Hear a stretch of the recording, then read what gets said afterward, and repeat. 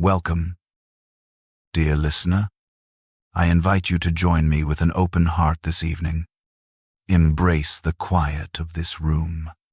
Let the day loosen its grip. Breathe with me. Inhale slowly.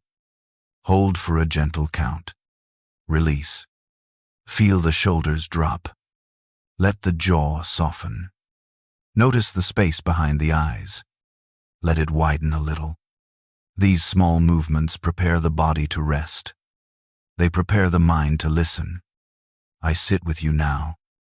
The lamp casts a soft light. A small book rests in my hands.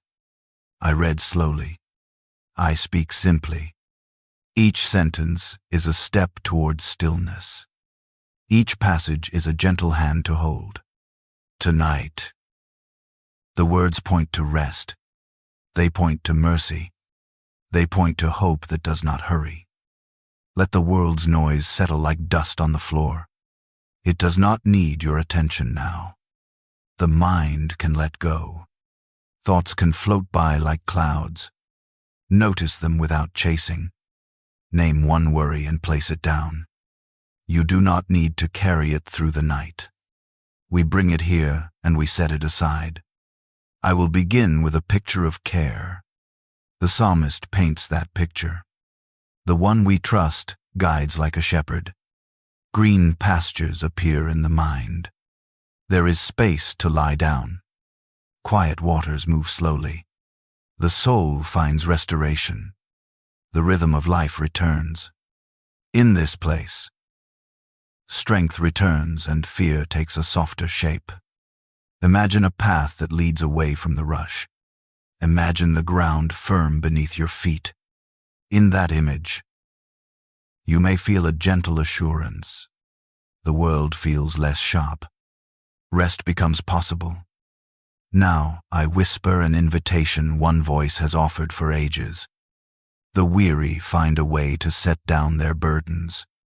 The steps grow lighter when one accepts help. Rest is offered not as an escape, but as a gift. The shoulders release their weight. The breath lengthens. A simple teaching calls for learning to lean. A yoke of gentle guidance fits the neck with kindness. The heart learns steadiness. It learns ease.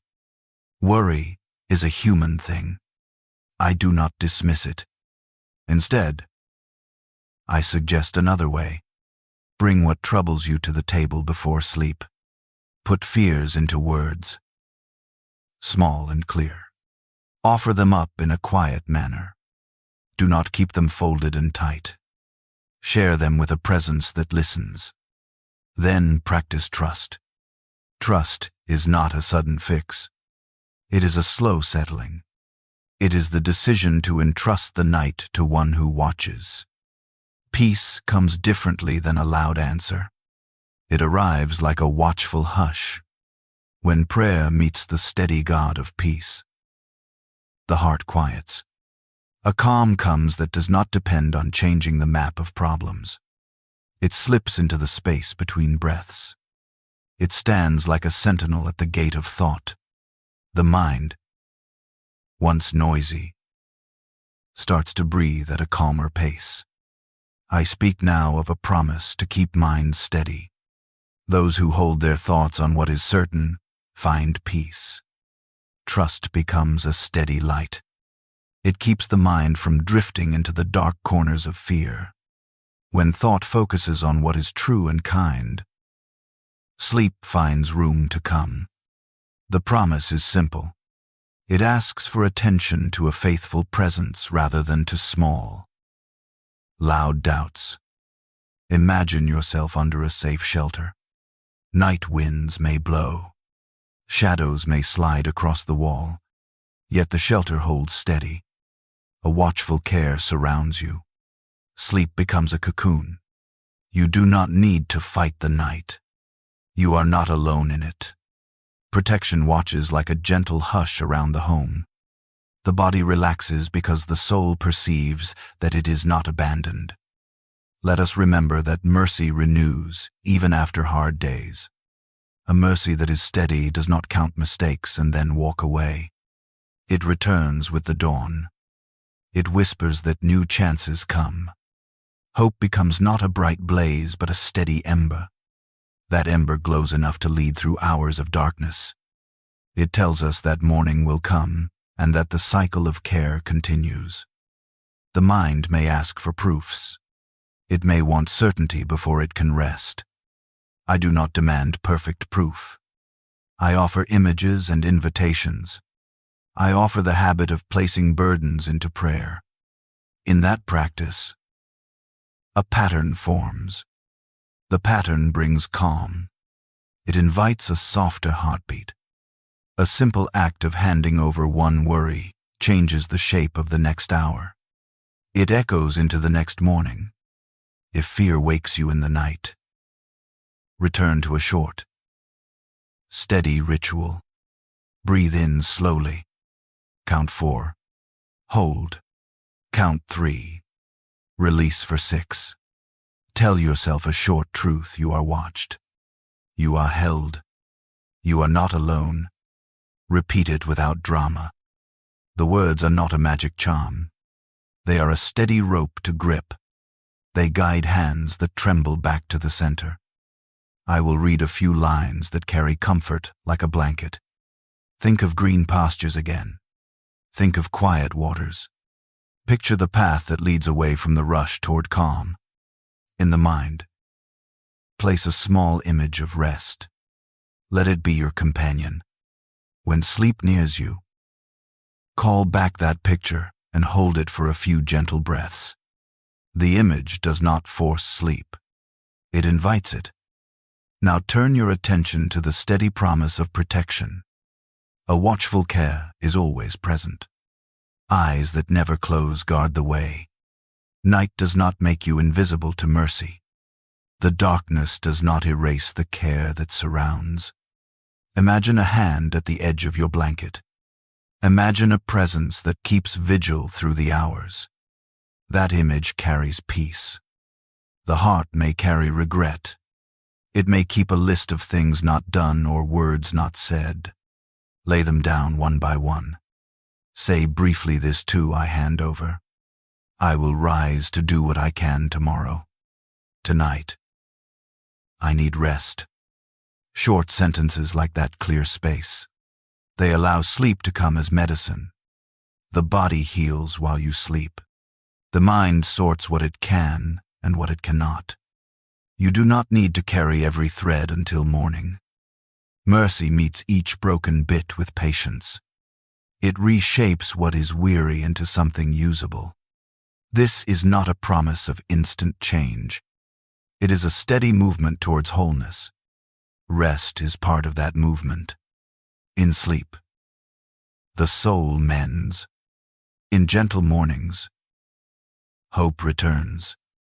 The cycle of mercy includes nights of rest and mornings of renewed strength. Think of a small light that does not glare.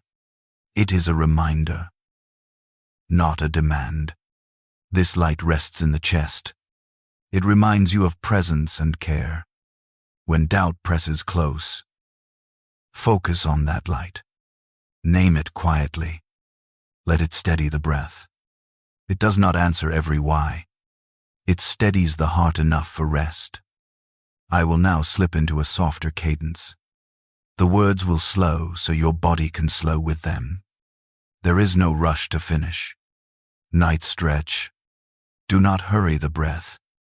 Follow its natural rise and fall. Inhale for comfort. Exhale for release. Let each breath be a small letting go. Imagine a simple scene for the mind. A small home by a still lake. A single lamp glows inside. There is a chair and a blanket and a warm cup cooled on the table. A person sits quietly, not disturbed by urgent calls. They breathe and look out over calm water. The ripples are few.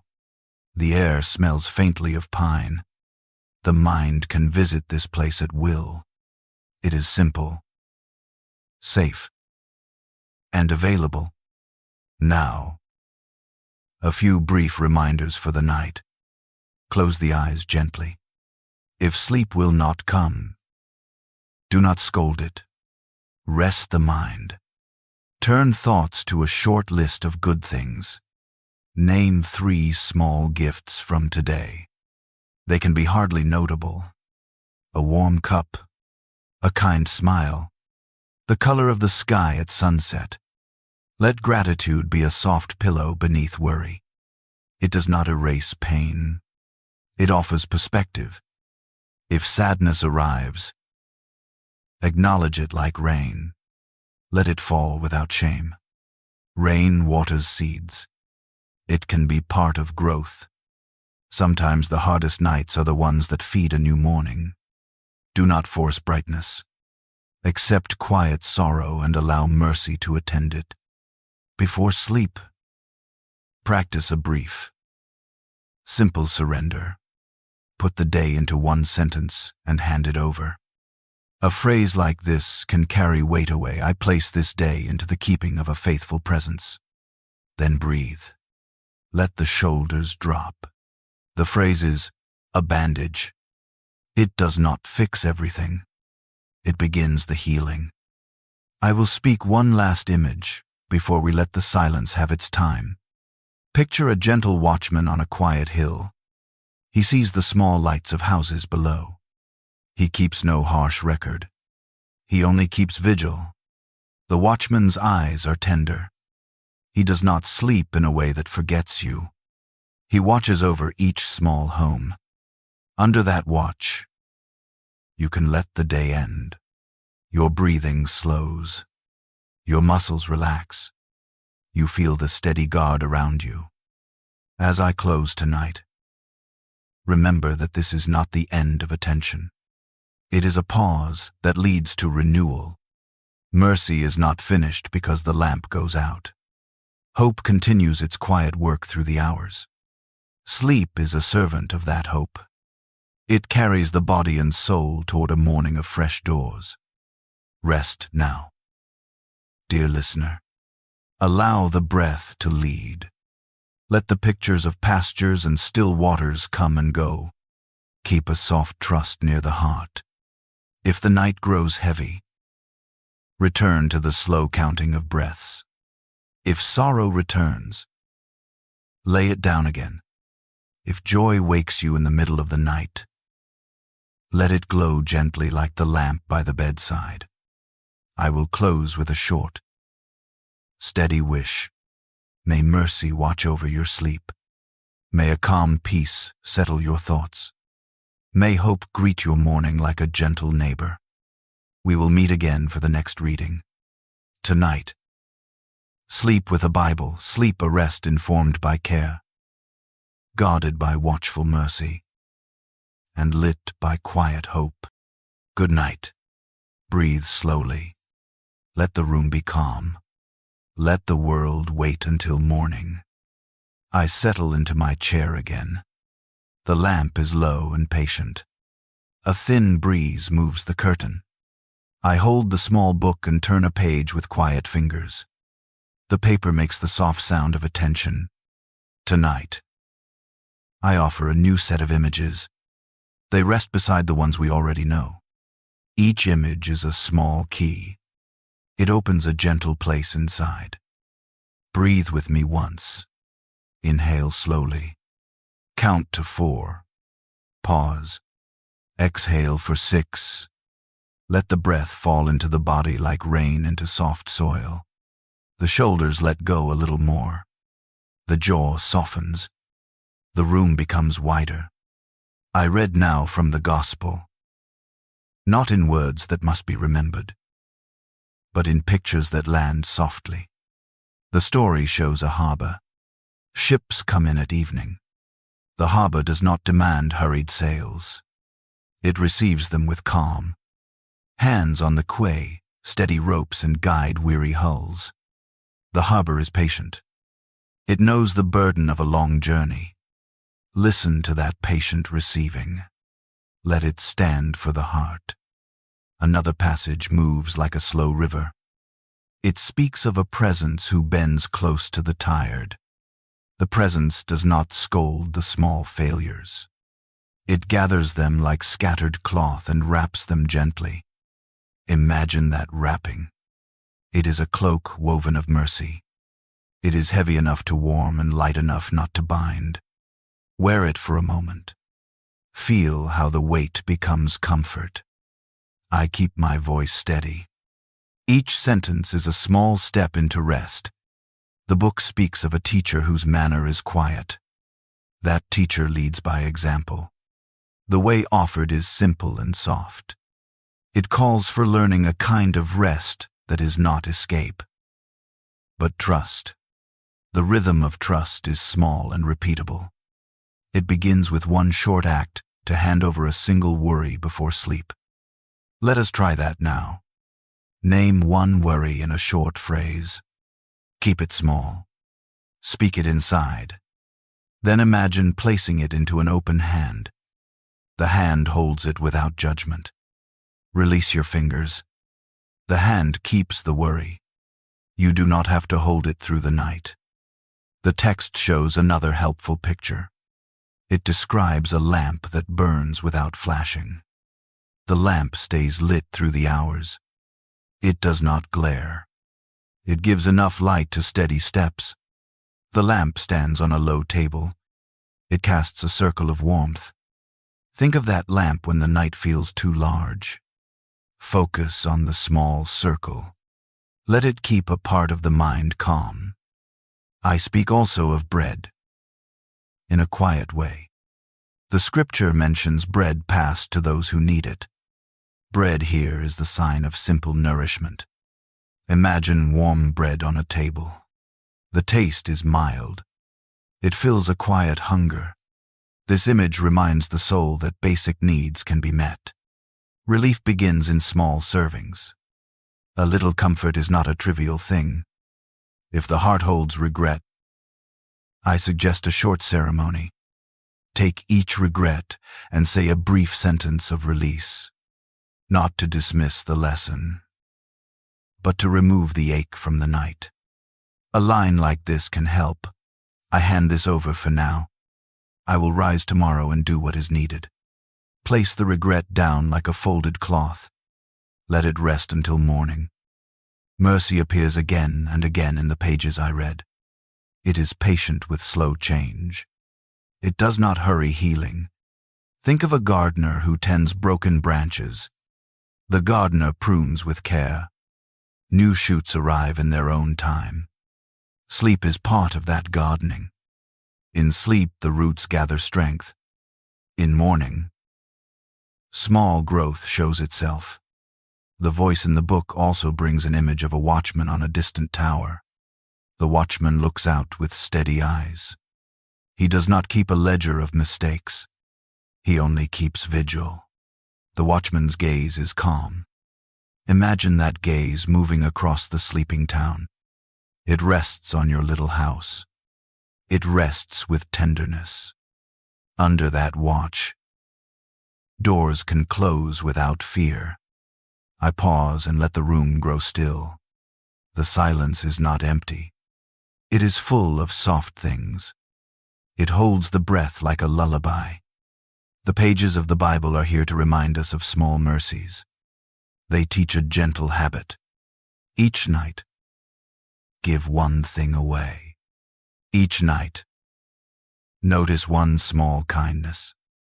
Each night, return to the steady lamp. Now I guide the imagination to a slow seashore. Waves come and go in a patient rhythm. Each wave brings a small pebble to the sand and then moves on. Notice the rhythm. It does not demand attention. It simply returns. The mind can ride this motion. Let worries be pebbles. Watch as the wave lifts them and sets them down a little farther away. The distance eases the hold they have. The book also says that compassion comes with warmth. Picture a cup of tea placed in your hands. The cup is not too hot. It breathes steam in soft curls. The aroma is mild. Perhaps honey and lemon. The warmth seeps into the fingers. The act of holding calms the chest. This simple image can be used when breath feels quick. Hold it in the mind like a small anchor. I read a passage that encourages short, steady prayers. Not many long phrases. 1 or 2 sentences will do. A small prayer is like a knock on a secure door. It is enough to be heard. If the mind resists long speech, keep the prayer brief. Breathe in. Offer the short phrase. Breathe out. The practice shapes rest. Gratitude appears again. But in small measures. Name 3 small things from today. They need not be grand. A neighbor's smile. A cloud with a silver edge. A quiet meal. Say them softly. Let gratitude sit beside the worry without covering it. It changes the proportion of the mind's stories. It invites a gentle shift. Fear can still come in the night. If it does, return to a single physical action. Place a hand over the heart. Feel its steady beat. Match breath to that beat. Slow the breath. Inhale with the heart's rhythm. Exhale with the same rhythm. The body learns security from a matched pace. The scripture I read often uses simple metaphors to steady us. It offers a promise of presence. Not an absence of trouble, but the presence of care within it. Think of a steady companion walking beside a slow path. The companion does not remove every stone. They help the step. They offer an arm if needed. This is the kind of presence the pages point to. It is practical and gentle. If you wake in the night, do not rush to switch on harsh light. Keep the room dim. Return to the small images. Find the lamp. The harbor. The cup of tea. Name one single thing that is true in this moment. Let truth be a short bridge from worry to rest. I read. 2. Of forgiveness that comes like morning mist. It does not erase the past. It softens its edges. Imagine mist lifting off a field. The field remains. The mist does not change what was sown. It clears the view so a new day can begin. Sleep holds the same possibility. It does not erase mistakes. It allows them to be seen differently in the light of morning. Keep the breathing steady. Slowly now. Count the breaths backward from 10. Each count is slow. Each breath lowers the body a little more. Let the hands fall into the lap. Let the face lose its small tensions. This is not a hurried instruction. It is a patient movement. I want to read one last set of words. And then I will let silence do its work. The words are simple. They tell of a love that watches without harshness. They speak of a hope that is not flashy. Hope lives like a steady ember under ash. It does not demand constant attention. It waits to glow when the right air comes. Keep that ember in mind. It warms without burning. As I close the book for now, I place a short invitation into the room. Hold one gentle sentence in the mind. Make it brief and true. It might be this: I am held. Say it without force. Let the truth settle. Breathe around it. I will leave you with one final image. Picture a small porch at evening. A single figure sits there with a blanket over the knees. The house behind is quiet. The stars are few but sure. The figure watches without fret. In that watching, there is peace. Let that porch be your place tonight. Now rest. Let the breath be long and even. Allow the images to come and go. If sleep arrives, welcome it as a friend. If it delays, visit the lamp, the harbor, the cup of tea. Use them like gentle tools. I will be here again, the book will open once more. Until then, sleep with mercy close by, and hope like a small, patient light. Good night. The lamp is still low. The room breathes with the slow hush of evening. I hold the small book open and rest my hands upon it. The paper is familiar. The pages know the pause. Tonight I turn to a short picture near the beginning of the story. It is a small, steady scene. It matters more than its size. Genesis tells of a finishing. The work of making finds its end. Then there is a day set apart. The Creator stops. That stopping is not a failure. It is a deliberate rest. It is a holy pause. I sit with that image. I feel how rare it is in our rush to always do more. The picture offers a different rhythm. Rest appears here as a gift. It is given after formation. After labor, it is not the same as idleness. It is a sacred receiving.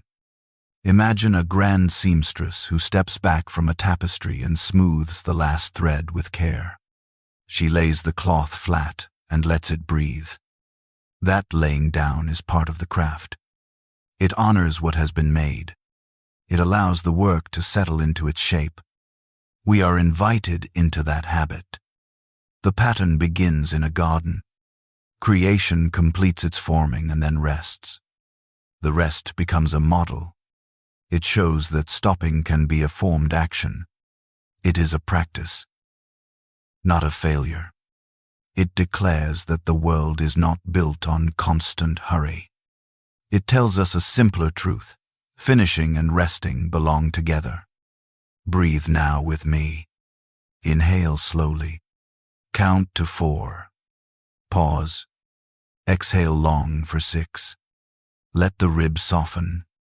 Let the shoulders lower. The body understands the language of pause.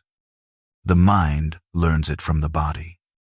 We practice a small ceremony together tonight. It is gentle. It is brief. Consider rest as a place to receive. When hands lay down work, they do not immediately go empty. Hands receive something else.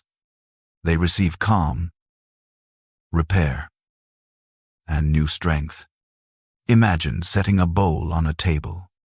Into that bowl fall the scattered seeds of the day. The bowl holds them without demanding explanation. Let one seed rest there now. Choose one small worry or one simple joy.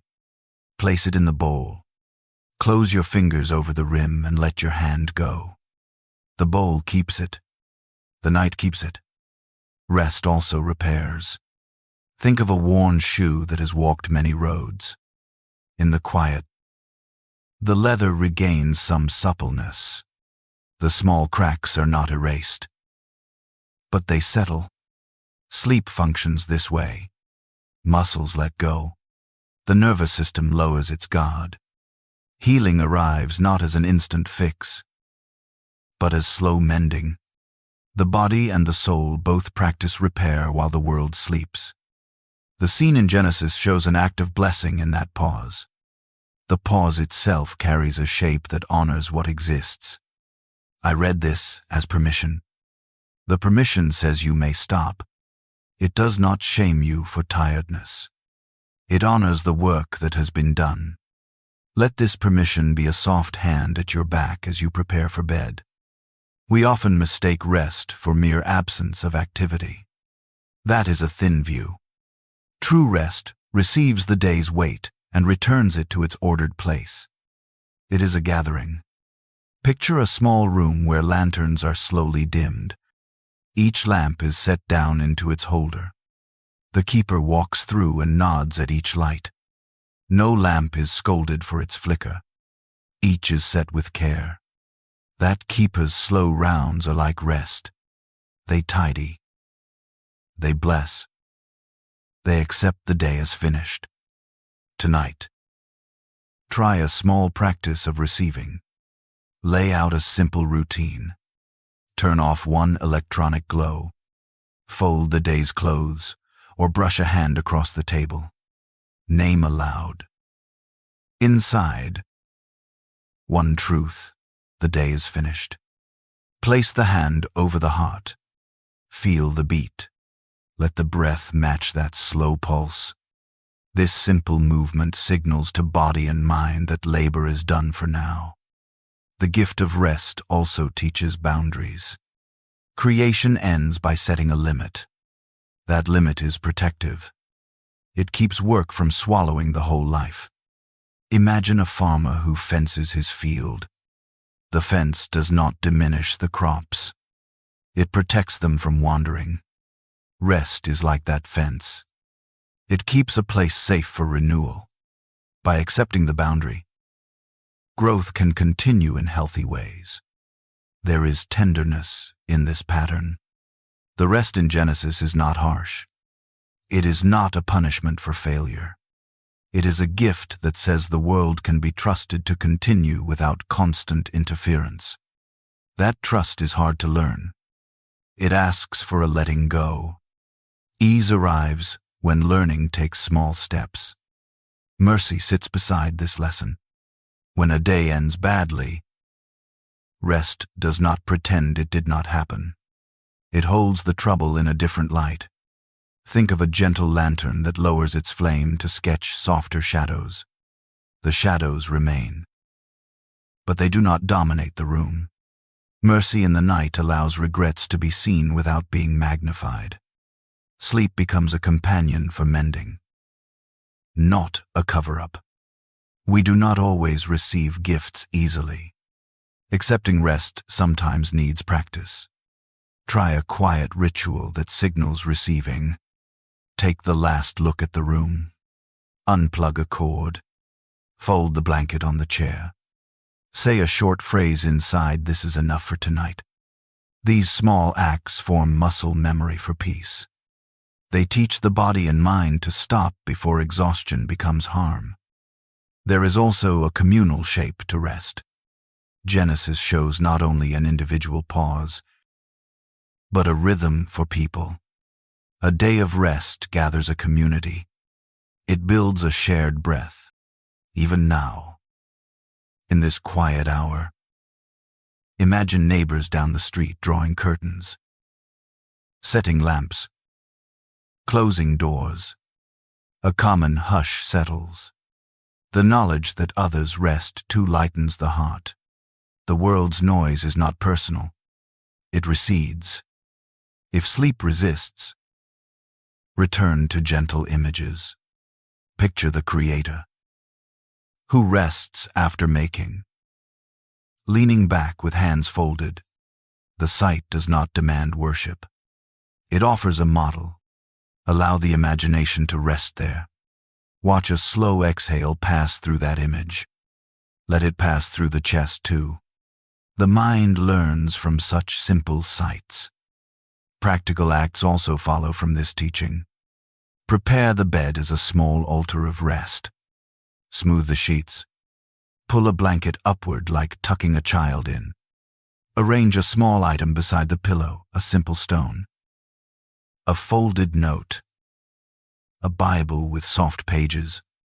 These touches make the bed a place of receiving, not merely a place of escape. Avoid piling the night with performance. Rest is not earned by chores done before bed. It is not bought by long lists of spiritual work. The Genesis rest reads as radical acceptance. It says that belonging is not proven by productivity. We receive worth as already given. Exhale the need to prove yourself now. When anxious thoughts come, practice a small exchange. Imagine a scroll in your hand filled with lists and fears. Roll it gently and pass it into an outstretched palm that waits near you. The palm holds it. You step away. This image gives the mind something to do that is not heavy. It is simple and repeatable. Allow the breath to slow further. Count backwards slowly from 10. With each number, sink a little deeper into the chair or the bed. Let the jaw soften. Let the gaze rest behind closed lids. The body remembers restful shapes when guided kindly. There will be nights when rest is thin. Mercy attends those nights too. Rest may come in small intervals. Slices of quiet between wakefulness are also rest. Do not measure the night only by long stretches of uninterrupted sleep. Small mercies of rest gather across hours. They add up. I close the small book for a moment and set a finger between pages.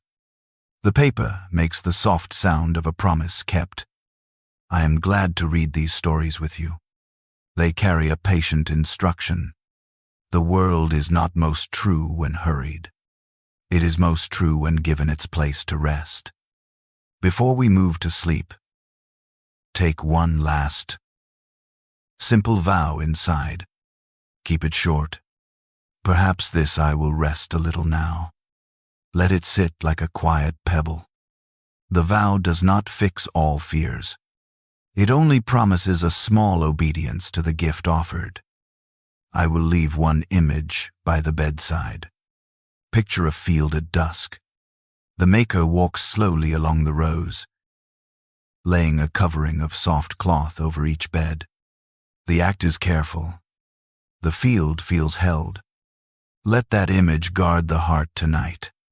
It reminds that rest is a wrapping of care, not a letting go into nothing. Now breathe once more with soft attention. Inhale. Pause. Exhale long. Let the shoulders fall. Let the hands relax. If sleep comes, welcome it as a friend who has learned from the first Sabbath. If it delays, return to the images, the bowl, the lantern, the field. Use them as small tools of receiving. I will close the book now and leave the lamp with a gentle glow. Tomorrow, we will read again and walk further along these slow paths. For tonight, accept the gift that was given at the beginning. Let the rest be yours. Let mercy keep watch. Let hope wait quietly for morning. Good night. Rest now. I turn the page with a soft motion. The paper whispers. The lamp leans in. The night listens. I read a phrase that guides the heart toward gentleness. It says to be kind. It asks for compassion. It calls for forgiveness. The words are simple. They are not loud. They rest like a warm shawl over the shoulders. Forgiveness is a quiet work. It does not demand spectacle. It moves slowly. Imagine a small stream that passes by a rough stone. The water does not shout at the stone. It travels around and over time. The stone grows smooth. That smoothing is not a sudden fix. It is patient change. In the same way, forgiveness shapes the heart by steady, small acts. Begin with the easy parts. Notice one small kindness from today. Name it inside. Let that memory sit like a pebble in the palm. The pebble becomes a point of balance. From there, look at what needs forgiving. It may be a harsh word. It may be a small failure. It may be a regret that hums at the edge of sleep. Name it briefly. Keep the phrase short. Make it a soft label and place it gently into sight. Forgiveness for others often begins at the edges. It is not always ready for a grand reconciliation. Sometimes it first looks like understanding. Imagine a window that fogs with breath. Wipe one corner. The image clears a little. You can see the trees outside again. That small clearing matters. It is a start. A single soft act of goodwill is a small wiping of the fog. Forgiveness for oneself requires another kind of tenderness. The inner critic is often loud at night. It makes lists. It multiplies mistakes. Meet that voice with the same gentleness you would give a child who cries at dusk. Place a hand over the chest. Feel the steady beat beneath. Say a short phrase inside, "I am learning." Keep it simple.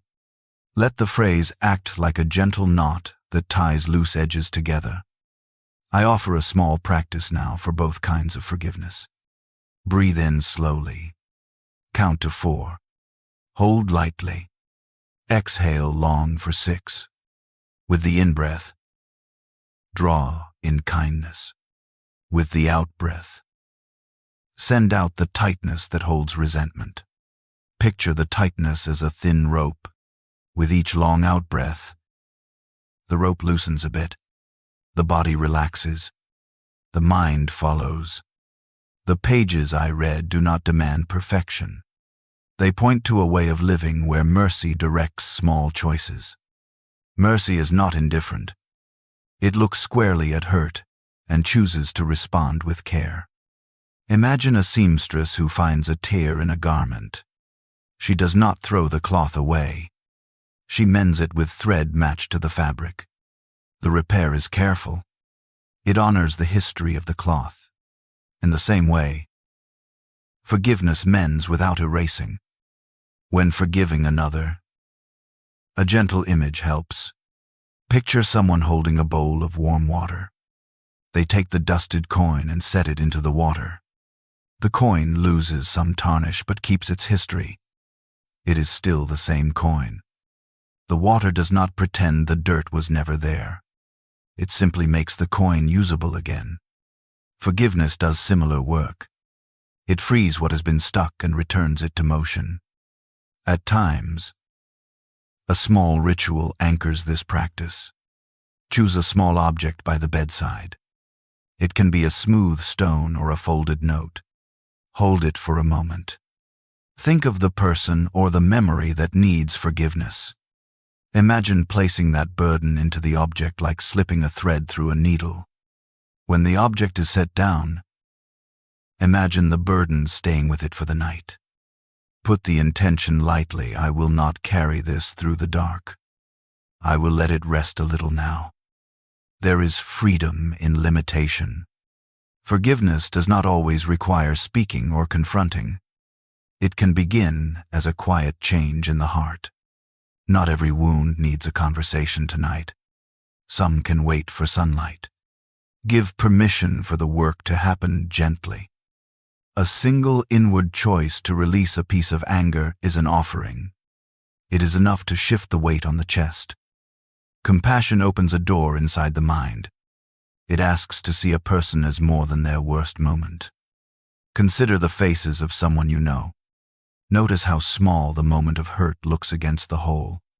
A lifetime of details surrounds a single action. Let that breadth shape the view. It does not excuse harm. It simply balances the judgment with something softer. The habit of forgiveness takes practice like any muscle. Begin with very small things. Forgive someone for a missed call. Forgive a neighbor for a lone, thoughtless word. Forgive oneself for a line left unsent. Each small forgiveness is a step. The steps build a path. Over time, the path becomes easier to follow in more tangled places. If guilt presses heavy, place it in a visual space and not a prison. Picture a wooden chest by the bedside. Open it. Place the guilt inside like a folded cloth. Close the lid. Know that the chest sits under watch. It is not a place of hiding. It is a place to hold. Let the mind return to it at morning if it must. Tonight, allow the chest to keep it. While breath slows, I speak of forgiveness in present tense because it is an action now. It is not merely a resolution for tomorrow. The present choice to soften is a small work that changes the tone of sleep. It need not be complete. Partial release already changes the shape of the night. It allows the body to receive rest that otherwise refuses to come. The reading also reminds that forgiveness moves in community. A town can be quieter when people choose to release petty claims. Life around a shared table becomes lighter. Imagine a street where curtains close with less tension. People pass one another with small nods. The peace of such a place is a soft blanket. It covers many small hurts and makes space for afternoon laughter again. When forgiveness flows toward self, gentle truth assists. Acknowledge the mistake plainly. Without drama, say I acted from fear. I spoke from rush. Then add, I will try differently. Keep the plan tiny. The aim is not to fix all faults at once. The aim is to choose one small step next time. This prevents the mind from returning to a loop of punishment. Grace breaks the loop. A breathing exercise pairs well with the ritual of naming. Breathe in for 4. Hold lightly. Exhale for 8. On the out-breath, imagine sending a thin ribbon of light to the person or to the self. The ribbon holds a word, peace. Watch it travel. See the ribbon settle like a leaf in water. The image is gentle. It is simple to hold when thoughts wander in the dark. Mercy often appears as surprise. It may show up where nothing was expected. A late, kind word. A patient reply. These small mercies teach a heart how to forgive by example. Keep a simple list tonight of tiny mercies noticed today. They are anchors. They show that softness still exists in the day's fabric. The list helps the mind remember that kindness still moves in ordinary places. The passages I read are not silent about boundaries. Forgiveness does not require returning to harmful patterns. It asks for wisdom. Picture a harbor with a quay that protects ships. The quay allows safe entry. It also keeps the storm at a distance. Forgiveness can be like the quay. It welcomes, but it can also keep the shore safe. It is possible to forgive and to refuse to be hurt in the same way again. If resentment rises, use a simple centering phrase. Say it inside. Slow and steady. Let this go for the night. Let this wait until I'm stronger. Repeat it 3 times with the breath. The phrase is not magic. It is a small hinge. It opens the door to rest. Forgiveness heals slowly, like a sapling that leans toward light. The heart bends back into peace in its own season. Do not expect a sudden return to bloom. Appreciate small shoots of change. Morning often shows new angles where night could only brood. Keep the hope near, but keep it small and patient. I turn another page and find images of kindness paired with forgiveness. Hands that tend wounds are gentle. They do not demand repayment. They offer simple care. Picture a neighbor bringing a covered dish when someone is weak. The gesture speaks of practical mercy. Such acts teach the heart how to forgive by doing, not by reasoning. As I read, let the eyes rest closed sometimes. The words travel better on the breath. Allow the sentences to land like quiet stones across a slow river. With each stone, step inward a little. Let the bed be a safe shore. The lamp watches without judgment. The room keeps its small promises. Before sleep, try a short exchange. Take a worry and hand it to a quiet image, a watchman on a soft hill, a seamstress, a bowl of warm water. See the image, take the burden without drama. Step back. Feel how the shoulders slacken. Breathe deep and long. The exchange is a kind of prayer that needs no elaborate speech. Forgiveness is not forgetting. It is remembering without holding the dagger. It is placing a memory on a shelf and attending to other things. The shelf holds, but it does not consume the room. Keep that image close. Use it when the mind wants to return to old wounds. Place the memory gently back on the shelf and sit down again. As the voice slows, settle into the body. Let the breath lengthen. Let the hands soften. If tears come, allow them. They carry a small mercy. If sleep is thin, keep the breathing exercise and the short phrases. They are tools that work across nights. I close the small book after a brief pause. The pages rest together. A finger marks the place. The night stretches. A gentle wish moves across the room. May kindness find you. May compassion touch the hard places. May forgiveness come in small steps and keep watch. Now rest. Let the chest relax. Let thoughts slow like a train pulling into a quiet station.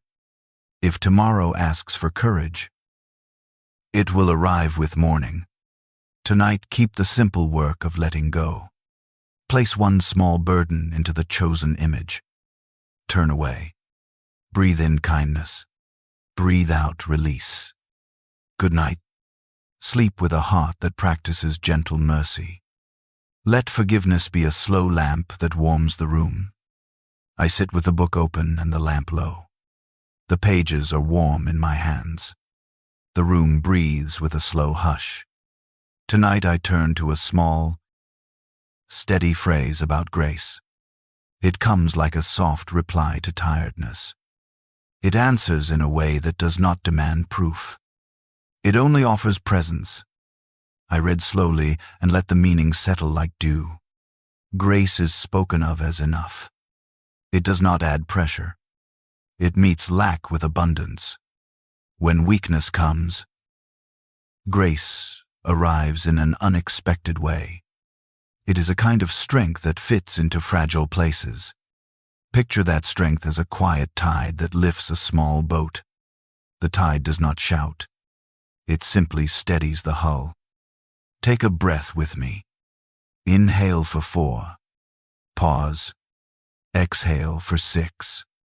Let the breath show what grace feels like. Breath gives life without being earned. Grace gives care without being earned. Both come like gifts placed gently in the lap. I imagine a broken clay pot. The pot has cracks. It also has a golden repair along the seams. The repair does not hide the break. Instead, it celebrates the pot's continued usefulness. The mended lines become part of the story. Grace works the same way. It does not erase weakness. It makes it a part of beauty. This thought is quiet. It is not triumphant. It is simply true. In my reading, grace is not a heavy theorem. It is an instruction for rest. It says, bring the weak things here. Place the things that wobble on a soft table. Let them be gathered up. The hands that receive do not turn away from brokenness. They receive it. They hold it. In that holding, something shifts. Name one small weakness aloud in the mind. Keep it short. Perhaps a fear. Perhaps a tiredness. Perhaps a small habit that weighs the day. Do not rehearse it. State it as a single line. Then imagine laying it into an open palm nearby. The palm is patient. It does not ask for proof. It only keeps. Feel how the shoulders drop a millimeter. Let the jaw soften. The reading speaks also of power showing itself in tender places. Strength arrives where the heart is thin. Think of a winter tree that looks bare and weak. A small bulb below the soil stores energy unseen. Come spring, a surprised leaf unfolds. The powerful movement began in a quiet place hidden from view. Grace keeps the hidden bulb safe. It guards the slow reserve of life. When the mind wants to argue, bring it back to images. Imagine a lamp with a soft glass shade. The light inside is steady and warm. It does not glare. It does not demand. It simply offers enough illumination to see the next small step. Grace is like that lamp. It provides guidance that is measured. It asks not for grand leaps tonight. It asks for a small step of trust. I hold a simple ritual between pages. Fold the book so one finger keeps the place. Close the eyes for a beat. Think of a single word, enough. Let it linger on the in-breath. Allow it to rest on the out-breath. The word is not an argument with doubt. It is a soft counterweight. It does not banish fear. It gives fear a place to sit that is not the center of attention. Weakness often brings shame. It speaks in a sharp voice that keeps sleep at bay. Grace answers with a gentler voice. It does not excuse poor choices. It offers an alternative posture. Imagine a partner who does not inventory mistakes at midnight. Instead, they sit near and keep a silent, watchful company. Their presence says, "We will try again tomorrow." This comfort is not flippant. It is steady. I tell a short story inside the mind. A fisherman hauls in a small net after a long night. The net is heavy with small, tangled things. He sorts slowly, using care. He sets aside the broken twine for repair. He keeps the net whole for the next morning. Grace is the fisher's patience. It mends and prepares. It does not berate the net for its wear. When doubts creep in, use a small physical anchor. Place a hand over the chest. Feel the steady beat beneath. Name softly, "This is enough for tonight." Match the breath to the heart. The rhythm slows. The body listens to this practical kindness. The mind takes its cue and follows. The reading also shows that grace is active in limitations. It meets human limits with extra care. Imagine a lamp that dims in a child's room. The dimming is not neglect. It is a shaping tailored to the hour. Similarly, grace does not push beyond capacity. It respects edges. It helps where help is needed and leaves the rest for morning. If there is worry about control, picture a slow river. The river keeps to its channel. It does not demand to run every bank. It flows where its banks allow. Grace flows within channels that hold and protect. Step away from trying to direct every current. Allow the steady movement to do its work. Practice a brief exchange now. Inhale and hold the image of a small burden. On the exhale, imagine passing it into a soft container at your side. Name the act in a few words. "I lay this down." Keep the phrase small. Repeat it a few times if needed. The repetition is like keys, unlocking a quiet door in the chest. The door opens to a room where strength gathers unseen. Grace often appears as unexpected help. A kind word from a stranger. A gentle surprise in the day. Carry tonight a list of small helps noticed. These are evidence of grace in ordinary life. A list can be 3 small things. Write them in the mind. Let them be light pebbles to carry into sleep. The passage also reminds that power in weakness is not a boast. It is a shelter.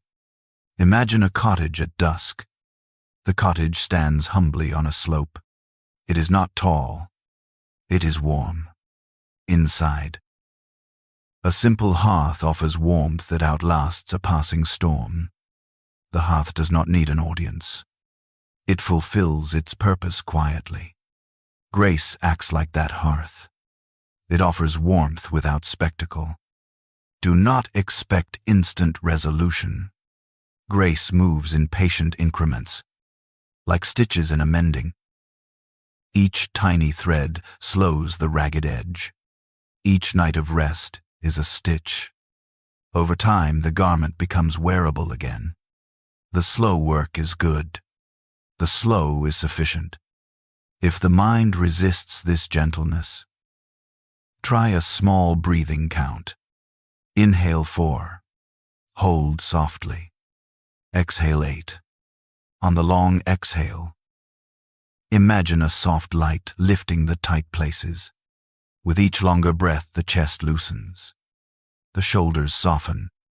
The tight knot in the belly relaxes into a thread. Another simple image helps when weakness feels like failure. Picture a small lamp whose light is sometimes faint. A neighbor sets a brighter candle on the sill across the lane. The neighbor does not take the lamp away. They simply add their light. This is grace shared. When one lamp dims, another lamp assists. In community, the burden lessens.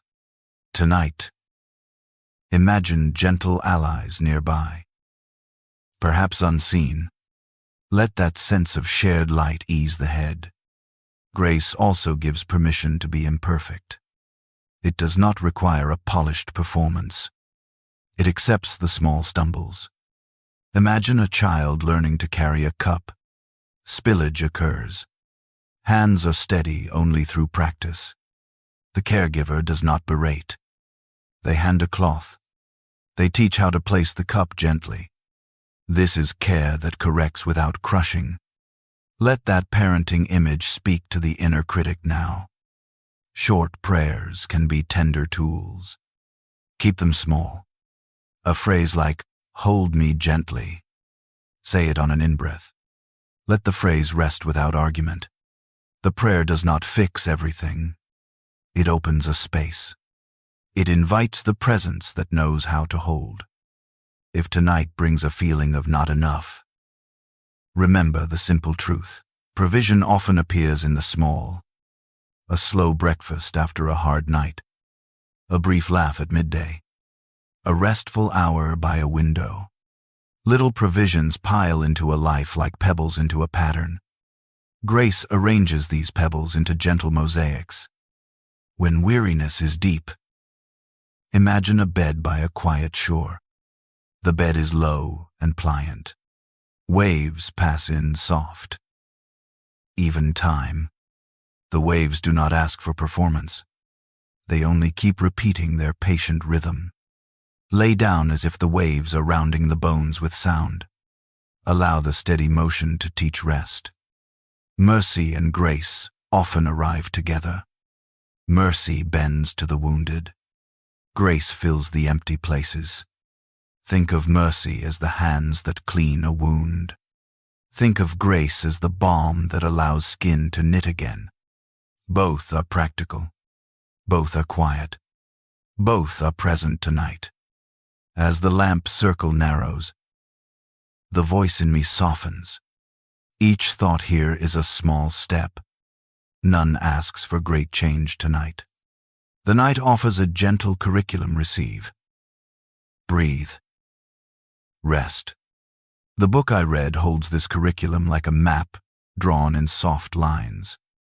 I lay down one practical plan for the night. Choose one small task to do before sleep. Perhaps smoothing the sheet. Perhaps placing a glass of water on the nightstand. Perhaps setting the Bible closed but nearby. These small actions prepare the body for rest. They are not chores. They are rituals of receiving. Perform them with calm hands and quiet mind. If sleep is slow to come, keep returning to the images. The clay pot mended with gold. The lamp with a soft shade. The harbor tide lifting the small boat. These are tools, not tests. Use them gently. Let the mind rest on one image at a time. Rotate them slowly. The mind learns to settle when given a soft rhythm. I close the book for a moment and place a finger between the pages. The paper makes a small, familiar sound. There is gratitude for the instruction. It is gentle and precise. It does not demand more than presence. Here is a short invitation to end the night. Rest a while in the idea that weakness is an allowed place. Let grace attend it without hurry. Name one small need. Place it into a palm in your imagination. Breathe in. Breathe out. Let the lamp keep the room with steady light. Before leaving the bedside, place a soft phrase inside as a promise to yourself. It might be, "I am held by grace." Say it once. Let it rest. The phrase does not need to change everything. It only needs to be a small anchor for the night. I will be here again to read and to walk through these slow paths. Tonight, allow the sufficiency of grace to be enough for the hour. Let strength, quiet and gentle, come to where weakness is honest. Let mercy keep watch. Let hope remain like a small lamp that does not demand to be bright. Good night. Breathe slowly. Rest now in the calm that grace provides. I open the Bible and let the pages rest between my hands. The room is quiet. A slow breath shapes the first sentence. Tonight I sit with a short teaching about worry and trust. The teaching asks for one small habit. It asks that worries be spoken and then handed over. It promises a peace that does more than soothe. That peace watches the heart and steadies the mind. Anxiety is a soft thief. It comes in small ways. It tightens the throat. It wears the shoulders thin. It turns the night into a list that shuffles and repeats. The mind practices worry like a restless animal pacing an invisible fence. It does not always come with thunder. Often it slips in as a low hum. The practice I read invites a different pattern. It asks for naming and offering. It asks for a short exchange. I teach this habit at the bedside. I invite the room to speak a simple line. The line can be only a few words. Name one worry. Keep it brief. A single sentence inside the head is enough. Make the sentence simple, an appointment. A fear. A small, gnawing question. Do not pile on images. See the one thing clearly. When it is named, hold it gently in the mind for a heartbeat. Then make a small motion of release. Imagine placing the worry in a palm that waits near you. The palm is warm. It does not judge.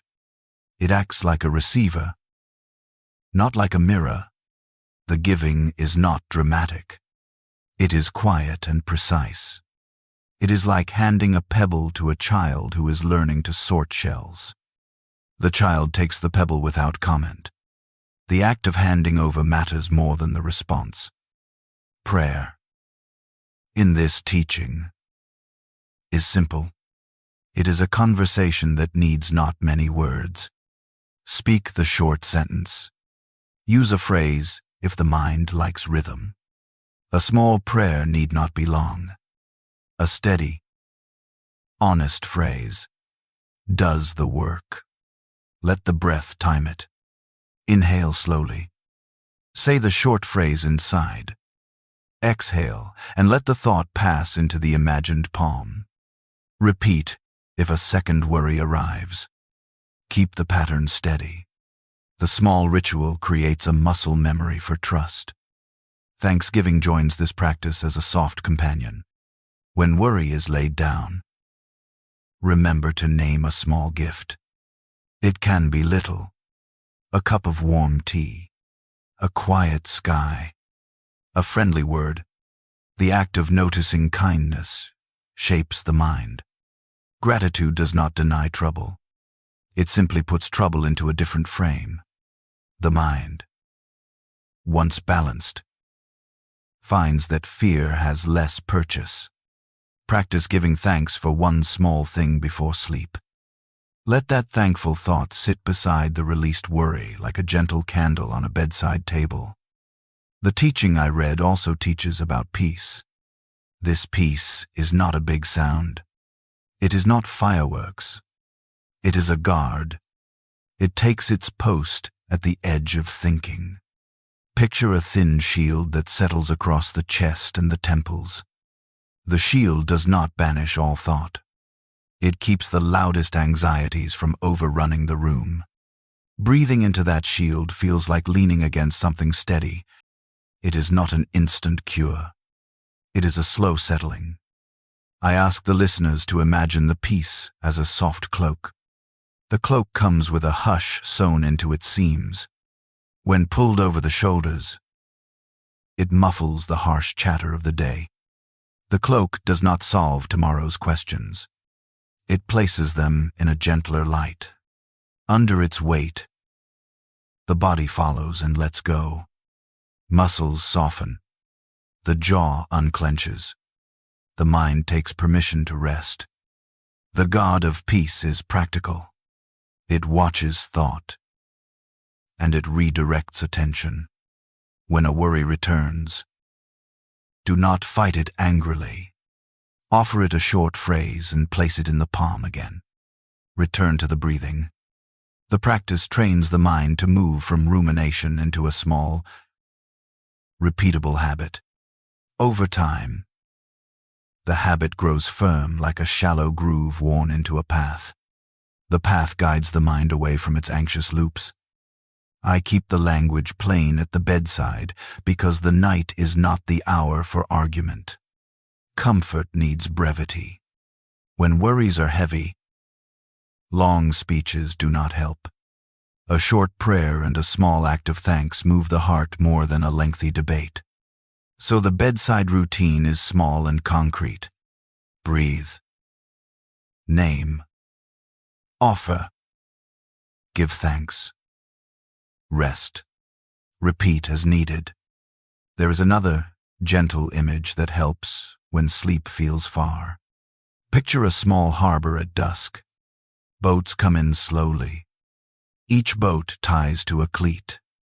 The ropes are steady. Hands on the quay do not rush. They guide the tired craft with careful patience. The harbor does not promise a perfect crossing. It promises welcome and steadiness when the journey ends. Let your mind be that harbor tonight. The ropes are the prayers.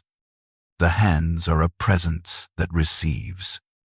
This teaching also honors limits. A mind that wants answers before peace arrives will often remain restless. The practice does not demand full solutions. It asks only for honesty. Present the worry, then surrender the need for immediate resolution. Leave the larger plans for morning light. The night's work is not to solve everything. The night's work is to let the body and the soul find repair. I guide the room through a short exercise now. Breathe in 4 counts. Hold lightly. Exhale for 6. Name one worry in a single, quiet sentence. See it for a moment. Lay it into the imagined palm. Then think of one small kindness from the day. Let the kind memory sit beside the palm. Repeat the breath and the exchange once more. With each repetition, the body accepts a little more of the calm offered. The practice of thanksgiving is necessary here because it reorients the mind. When anxiety focuses on lack, gratitude turns the gaze to abundance. This is not a denial of pain. It is a balancing. Small, thankful items do not erase sorrow. They are tiny lights placed across the room, so darkness cannot claim the whole wall. Keep the list brief. 3 small things will do. If the mind resists naming worries at all, start with the physical. Place a hand over the ribs and feel the breath. Notice where tension gathers. Name the tension as simply as possible, throat tight. Chest clenched. Stomach uneasy. This sober attention is a form of honesty. It creates a clear object for prayer. The breath then becomes the bridge from the body to the offering. Speak the short prayer with the breath. Let the body know it is heard. The teaching promises guarding peace over heart and mind. Guarding does not mean absence of thought. It means a change in the quality of thinking. Thoughts can come and go like birds that perch briefly and then move on. The guard does not shoo every bird away. It keeps them from nesting in the windowsill all night. A mind trained by this practice notices thoughts, labels them, and returns to steadiness more quickly. There are nights when anxiety appears as a replay of worst-case scenes. The practice here is to name those scenes and then refuse to feed them with longer images. Close the door on the extended story. Replace it with a single, steady image. It might be a candle flame, a slow tide, the palm that received the worry. Keep to one image. Hold it with the breath. Let the mind rest there like a hand on a warm stone. Community matters in this teaching too. The habit of handing over worries is not meant to be private only. When safe, share the small practice with a friend or a neighbor who also needs rest. A whispered note or a short message of support is a small and concrete mercy. The act of offering troubles and receiving others' worries builds a net whose threads hold steady. In that net, fear has less room to fray the night. The pattern also reaches into morning. A night of practiced handing over does not remove the need for wise action by daylight. The morning can be the time for plans and care. But the night is a place for rest. Protect that separation. Let sleep do its restorative work. Make a morning intention if it helps. Write a short note on a bedside card. When morning comes, consult the note. For now, return to the breath. Sometimes the mind blames itself for being anxious. That voice is harsh and often untrue. When the inner critic speaks, answer with the same soft phrases used in prayer. Speak small truths. This is how I feel. I am choosing to rest. I will take one step in the morning.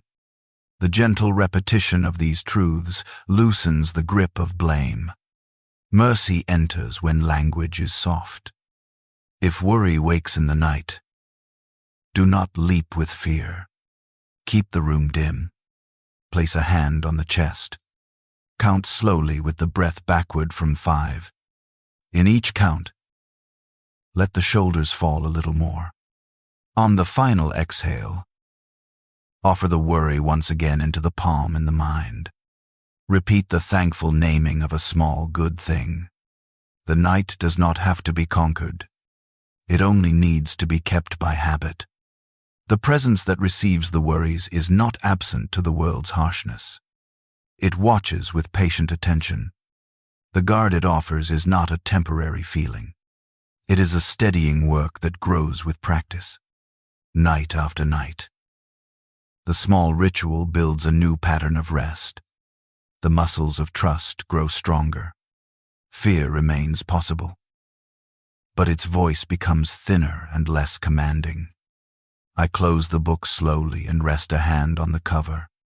The practice I have read and shared is modest.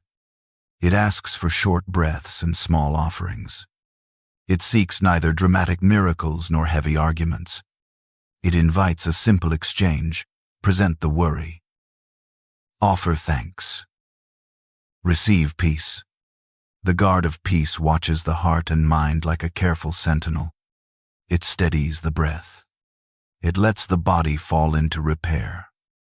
Before the lamp is set low, make a small promise to the night. A short sentence will do. I will bring this again in the morning if needed. For now, I rest. Repeat it once with the breath. Let it settle like a soft cloth across the shoulders. Tonight the room keeps that promise. The palm is imagined and true. The short prayers and small thanks weave a gentle pattern. The guard of peace takes its post. Rest now. Breathe slowly. Let the practice do its quiet work until morning light comes.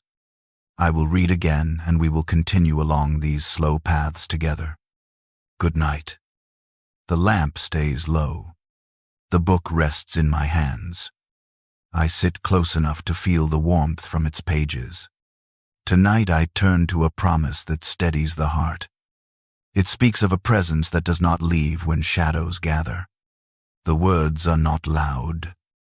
They are steady, like a hand that remains on the back of a chair. I read slowly. I do not rush the sound. My voice is calm. The sentences move like a slow stream. The promise says that we are never alone in the small hours. It does not erase trouble. It simply places a faithful presence beside each worry. That presence watches. That presence strengthens. It asks only that we notice. Listen with the body as well as the ears. Feel the lamp's heat on the cheek. Hear the thin sigh of the night by the window. The presence is not only a thought. It meets the senses.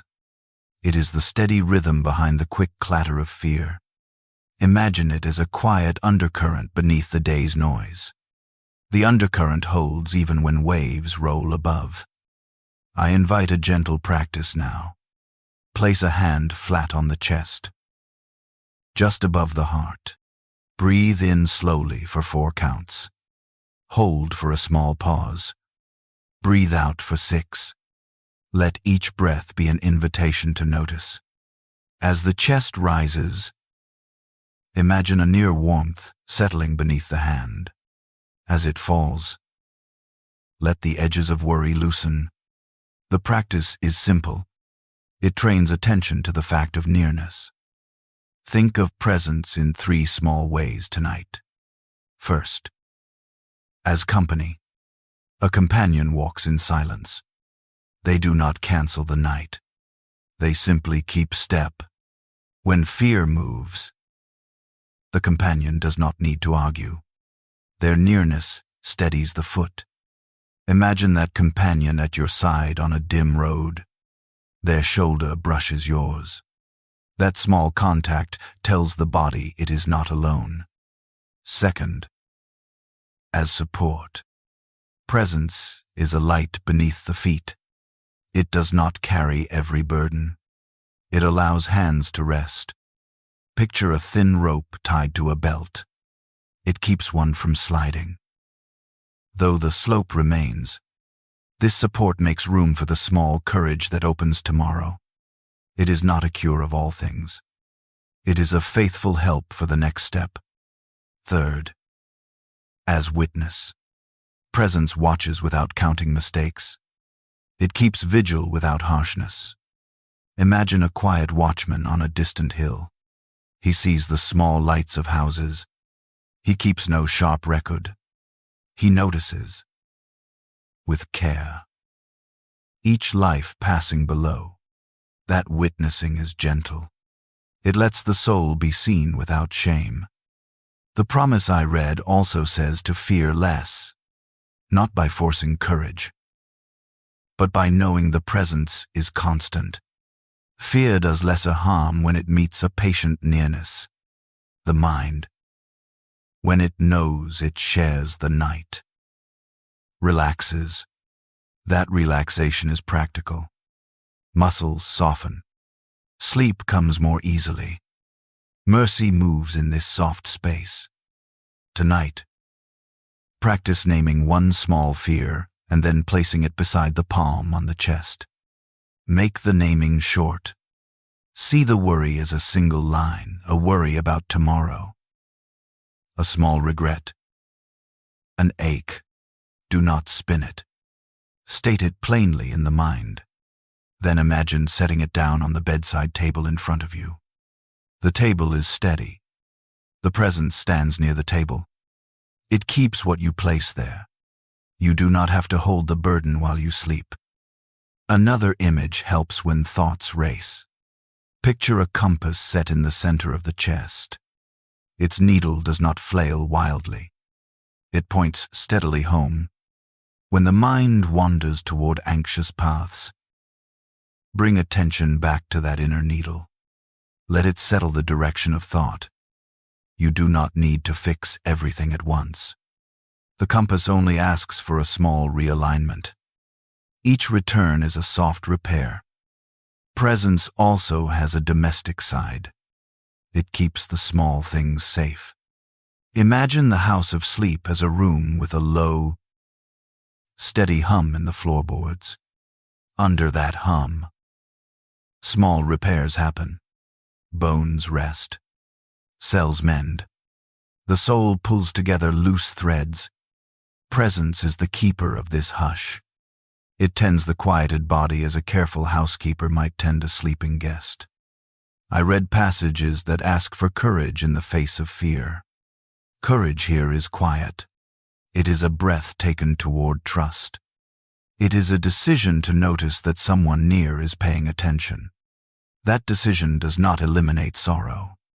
It changes its shape. With presence, sorrow is held differently. It becomes a thing that can be carried in part and set down at morning. Do not confuse this presence with grand signs. Often it arrives in small ways. A remembered kindness. A face that smiled once. A melody that returns. Soft and familiar. Keep a tiny list in the mind of these small witnesses. They are evidence that the nearness is not only imagined, it has touched day moments and can touch the night.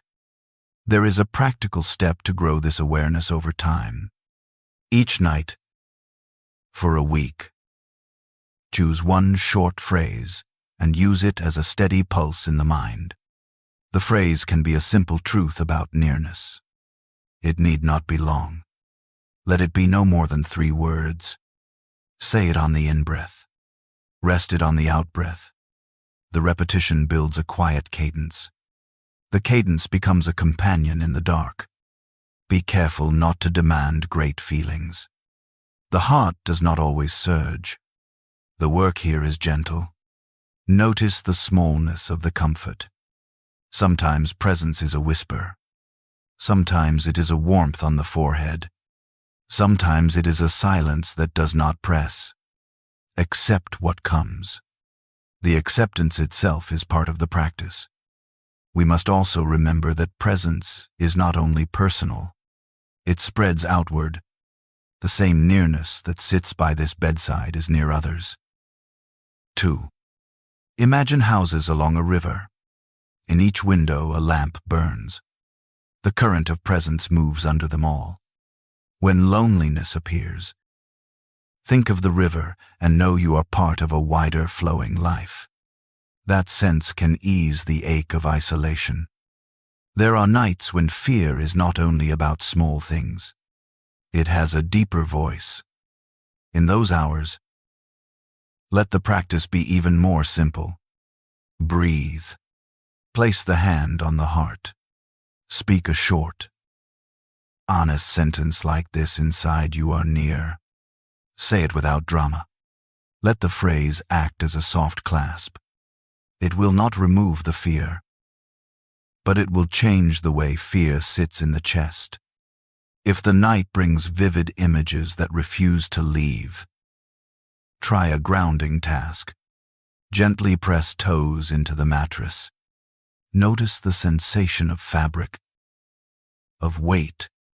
Move fingers slowly and feel the air against the skin. Small sensations pull the attention to the present moment. Presence lives in those moments. It is in the texture of cloth, in the coolness of air on skin, in the steadiness behind the quickness of thought. Practical mercy sometimes arrives as an act of tending.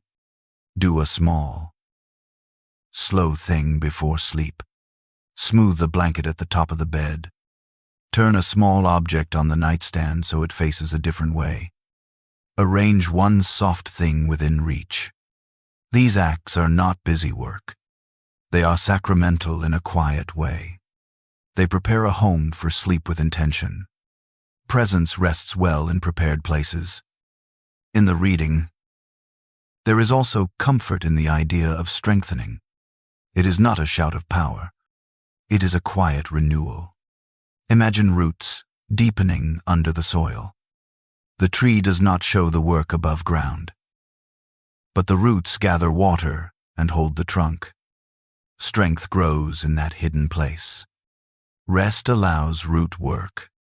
under the watchful presence. Small renewals happen while the eyelids droop. When worry turns to questions about where life is headed, place one small plan on the nightstand of the mind. It can be a single intention for the morning. Keep it practical and brief. Writing it down helps. Put it on a small paper. Knowing the plan exists can ease the mind's urge to run through all possibilities. The night's work is rest, not problem-solving. Let morning be for tasks. Night for repair. If tears come, let them. They are not a failure. They are a release. Presence sits with tears as one sits with a friend who is not rushed. The room keeps the sound. The lamp keeps a small circle of light. Allow the body to speak in its own language of drops and shuddered breath. After the tears, return to the hand on the chest, to the slow count of the breath. There is a humble promise in the pages I read. It says not that life will be easy, but that presence will not leave. The promise is practical. It meets the small terrors of the night and the longer ones of life with the same steady reply. Knowing that reply does not fix the map of tomorrow. It changes how the path feels beneath the feet. Before we close, give attention to a final short exercise. Breathe in slowly and name one small thing that is true in this very moment. It might be the lamp's warmth on the skin. It could be the steady beat under the hand. It might be the sense of a roof overhead. Hold that truth for a single long breath. On the exhale, imagine the presence drawing close and resting a small weight from the shoulders. Repeat once more if needed. I close the book gently and lay a finger between the pages. The paper makes a soft, familiar sound. The lamp glows a little less. The room folds into a deeper quiet. Remember that presence is not a temporary visitor. It is an ever-near companion. Let that fact shape the breath and the rest. Sleep now when it comes. If it delays, return to the hand on the chest and the single short phrase. Do not scold the mind. Guide it. Be patient. Presence walks with us through dim corridors and long nights. It keeps watch. It strengthens. It holds. Tomorrow we will open the book again and follow another slow step. For tonight, rest under the steady hush of ever-presence. Let mercy keep the watch. Let hope wait gently for morning. Good night. Breathe with care.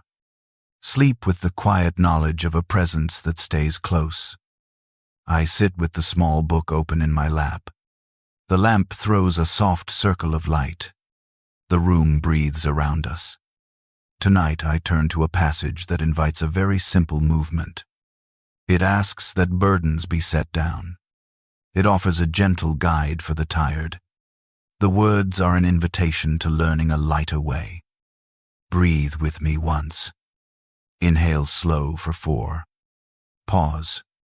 Exhale long for 6. Let the breath show what letting go can feel like. The shoulders drop a little. The jaw softens. The world becomes less urgent by a small degree. The scene I read is like a doorway. On one side are heavy loads and worn shoulders. On the other side is an open hand and a steady teacher. The image does not erase difficulty. It simply offers another path through it. The call is not to deny the weight. It is to change how the weight is carried. Imagine arriving after a long day with a sack on each shoulder. The sacks press into skin and hold tight. A soft voice, gentle. Steady offers a new strap. The strap fits across the chest and distributes the weight differently. The load becomes manageable. Walking feels less sharp. This is the kind of change the passage offers. It is practical and small. It is an invitation to learn how to move again. I invite a simple exercise now. Name one weight in a short phrase. Keep it one small thing. See it clearly for a heartbeat. Picture placing it into an open palm at your side. The palm is warm. It does not judge. It only receives. Release the fingers. Feel the tiny relief that follows. The text I read speaks of learning. It does not promise instant mastery. It promises patient teaching. Think of a teacher who shows how to carry a load step by step. First, the strap is adjusted. Then the stance is changed. Later, the gait finds a steady rhythm. The learning is practical.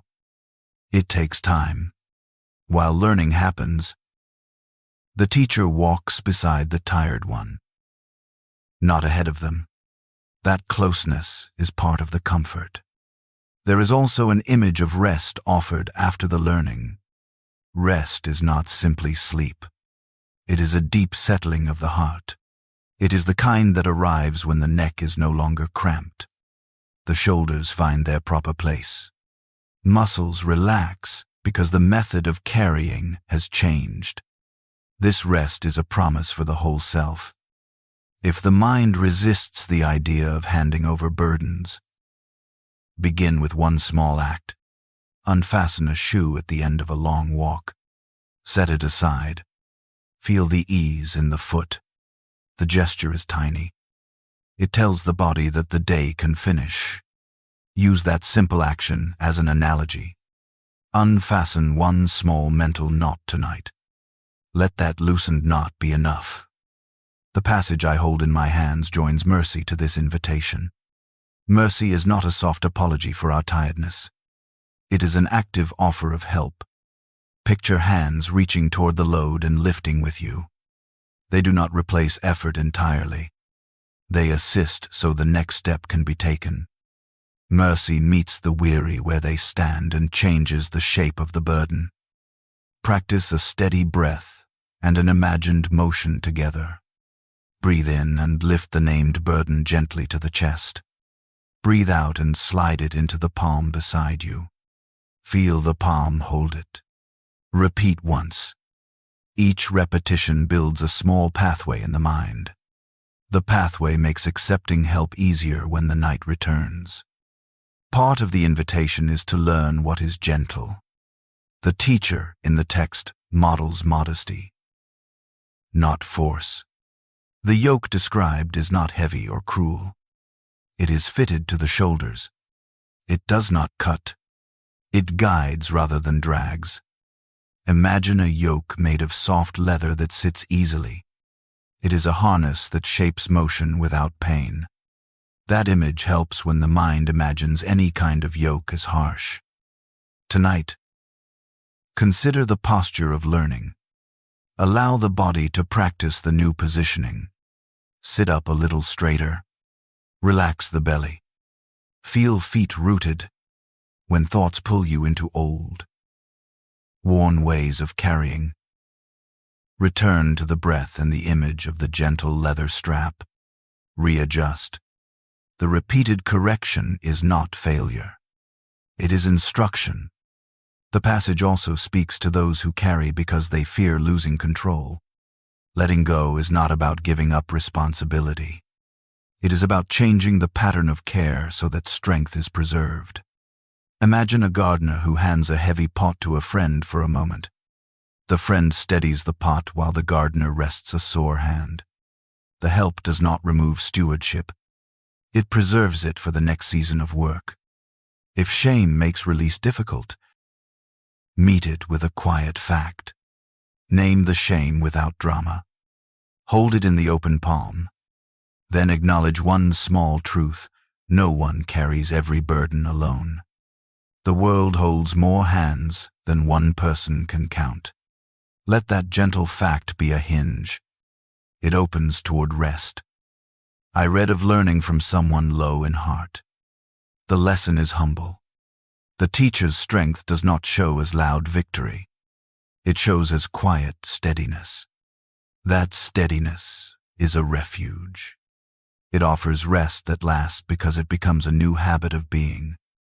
Imagine a pond whose surface grows calm after many small breezes subside. The calm lasts long past the final breath of wind, so the inner steadiness kept through learning endures. There is a practice to make this teaching tangible. Before you sleep, choose one worry or one to-do and write it down in a few words on a small card.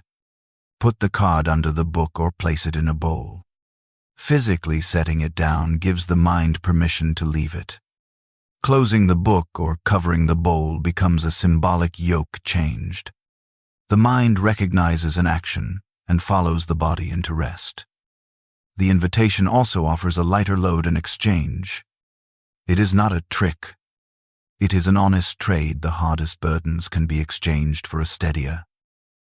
Shared keeping. Imagine trading a heavy pack for a shoulder that matches your pace. The shared strength reduces damage.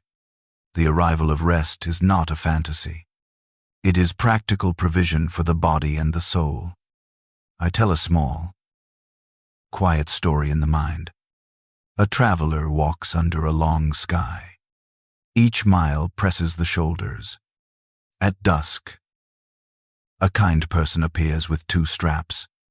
One strap is rough and tight, the other fits with care. The traveler tries the gentle strap and feels the change immediately. The next steps do not become easy, but they become doable. The story is small, but it carries the lesson a lightened way is possible. Mercy meets tiredness by inviting learning, not by shaming struggle. The call to take up a lighter yoke is kind. It says the world's demands are not final. There is a way to live that keeps the breath longer and the nights quieter. Imagine a lamp that does not burn you with heat. Its light reveals a path forward, not a place of shame. If the mind insists on hauling the old loads anyway, try a brief ritual. Stand and mimic unfastening a pack. Let the shoulders drop. Sit back down and breathe. Feel the muscles respond to the small motion. The body remembers such practical acts. In the hours that follow, let that small unwinding be the opening for real rest. The teaching also promises rest for the soul. That rest is not merely less thinking. It is a sacred settling. It is the kind of rest that mends what worry frays. Imagine a slow mending seam. Each stitch does not erase the tear, but the cloth becomes usable again. Sleep after a night of practiced letting go is like that mending. It brings repair that the day alone cannot provide. Do not mistake gentleness for softness without purpose. The yoke offered gives an orientation and a method. It is a method learned through practice. The teacher shows how to walk when the pace is slow. The student learns how to set the feet. The slow steps add up. The path opens. If worry returns in the night, return to the exchange we practiced. Name the worry in one short phrase. Place it in the palm beside the lamp. Breathe it into that palm. Then name a small thing worth gratitude. Let that small gratitude sit next to the palm. The two images together rebalance the mind scale. Sometimes the hardest burden is a sense of failure. The teacher's voice in the passage does not heap guilt. It invites learning. Try a soft internal phrase. I will learn this by small steps. Say it without force. Let the phrase be a steady stitch at the edge of the mind. It is not a fix. It is an orientation. Rest also comes through companionship. The passage suggests that the yoke is shared. Two bodies move together under one frame. The shared motion keeps each aligned. Imagine walking with a friend on a dim path. The friend does not race ahead. They match stride. The rhythm of two steps is steady. That companionship is part of the promise. Practical acts help solidify these images. Smooth the blanket at the top of the bed. Set a glass of water within reach. Lay the small card with today's worry under the book. These small rituals are not performance. They are signs that the day is being laid down in a new way. If tears come while doing this work, let them. Tears are not failure. They are release. Presence sits with the tears like a warm cup at the bedside. After crying, return to the palm exercise and to the slow breath. The body often needs to empty before it can accept aid. The room grows quieter now. The lamp hushes the night. I keep my voice low. The words settle in slow drops. The invitation stands simply. Lay down the heaviest thing for tonight. Take up the lighter way of learning. Rest follows a practical shift in how burdens are carried. Before closing the book, bring one single burden to mind. Keep it small. Place it in the imagined palm. Breathe. Feel the small relief. Then name one small kindness from the day and let it sit beside the burden. Let gratitude and release hold hands for a moment. I place a finger between the pages. The paper makes a small sound. The lamp narrows its circle. A soft promise remains. Help is near. Learning a lighter way is possible. Rest waits when the yoke feels gentle.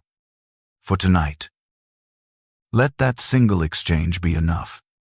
Sleep as you are able. If waking comes, return to the palm and the breath. If morning finds a new strength, let it be because the night allowed repair. We will read again and step further along these gentle paths. Good night. Breathe slowly. Lay down one burden. Receive a softer way.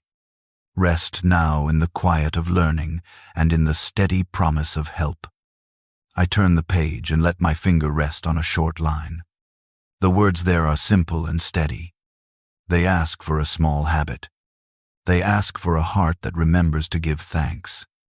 Tonight those lines sit like a gentle lamp at the bedside. Breathe with me once.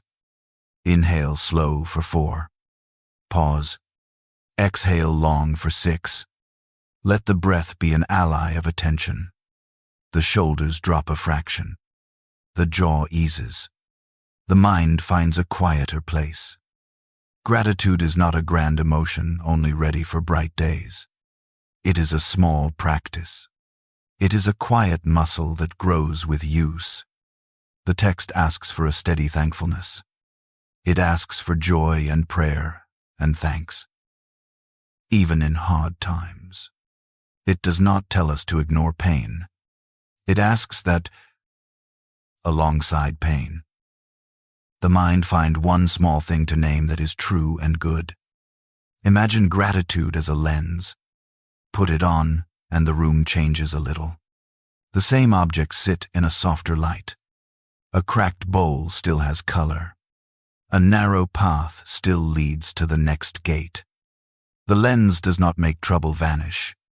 It only shifts the angle so that mercy is easier to see. Begin with small things. Name 3 things from today that quietly belong to you. They need not be grand. A cup that warmed the hands.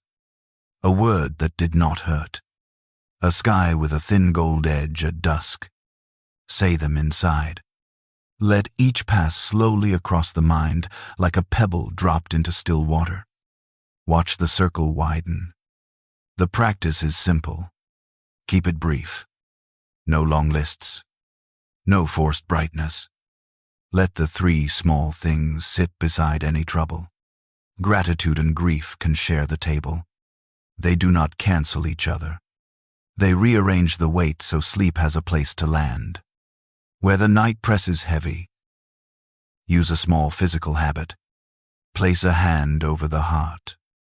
Breathe in and name one thankful thing. Hold it on the in-breath. Let it rest on the out-breath. Repeat 3 times. The body learns the pattern. The chest loosens. A steady kindness takes up less space than a crowded worry. I speak softly because the night bends toward rest. Words are deliberate. They move like careful footsteps. The gratitude I read is not a law. It is a teacher that shows a gentle way to walk. It teaches that attention is a sort of worship. Not because effort earns favor, but because tending to certain truths changes the mind's gravity. Think of gratitude as a small bowl on the bedside table. Into the bowl fall tiny, grateful things. Over time, the bowl fills. The bowl does not empty the shelves of sorrow. It simply makes a place to see small mercies. On harder nights, reach to the bowl. Let the fingers find one small item and hold it. The touch steadies.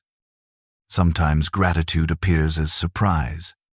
A friend's quiet note. A song that floats past. A neighbor's small kindness. Those surprises are evidence. They are like warm bread placed unexpectedly on your table. Keep them in mind. They are the proof that mercy still moves in ordinary life. The practice of thanksgiving keeps prayer easy. Short phrases work best at night. A simple sentence like this inside, "Thank you for the cup," or "Thank you for the quiet," or "Thank you for the breath." Make no fuss with the words. Let the breath carry them. Prayer becomes less a performance and more a gentle breathing with the presence that hears. When sorrow sits stubbornly on the chest, gratitude may feel false. Do not force brightness. Instead, try a micro-gratitude. Name what you can sense around you. The lamp's warm edge, the soft weight of the blanket, the sound of a slow clock. The small list is honest. It does not pretend joy. It offers a real thing to hold. Gratitude also shifts memory. When the mind replays the day's sharp parts, bring it back with a named thankful image. Picture the lamp inside the room from earlier readings. Imagine its circle of light reaching just enough to show the path to the pillow. Anchor the mind to that image. The replay loses some power when the heart has a small lamp to look toward. There is a tenderness in giving thanks in all circumstances. It becomes a practice of trust, not a masking of pain. In the early hours when fear murmurs, speak one small truth of thanks. It need not be a sermon. It is a single bead you thread on a string. Over time, those beads make a rosary of peace.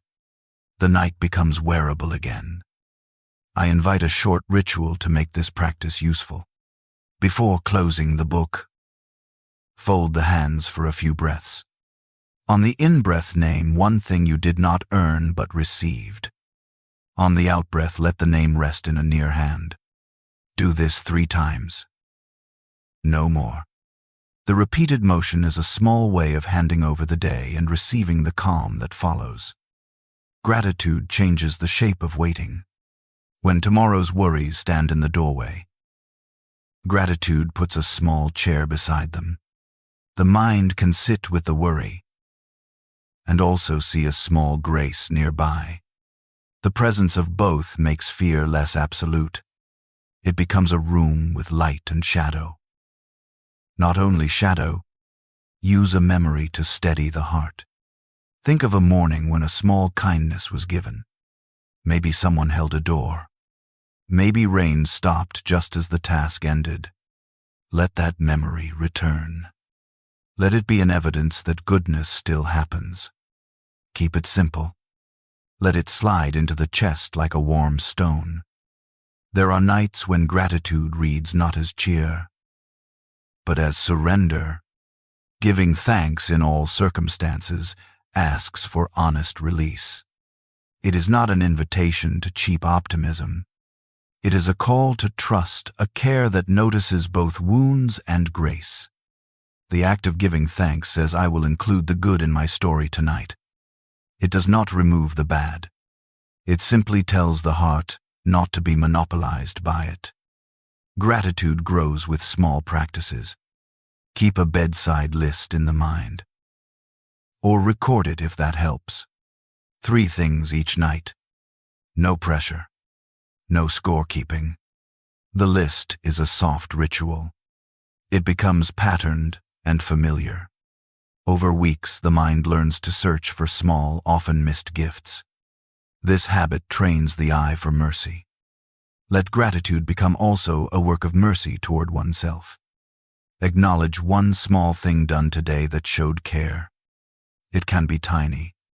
Getting out of bed is enough on some days. Saying a brief, kind word is enough on others. Let that small recognition ease the inner critic. The mind that can thank itself a little is kinder in sleep. When memory brings regret, pair it with a thankful fact. State the regret plainly, and then name one small gift that remains true. The coupling keeps regret from becoming a cliff that swallows the night.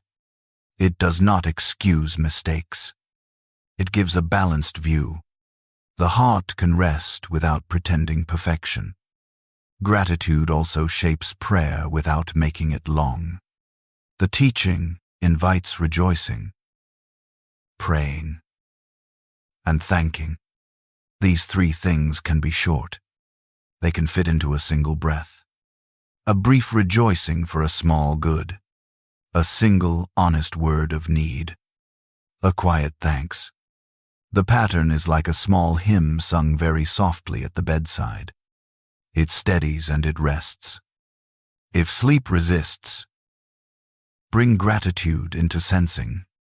Notice the skin on the wrist, the faint coolness of air.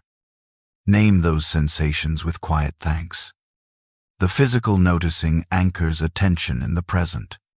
The mind, pulled from rehearsing tomorrow, finds a place to rest.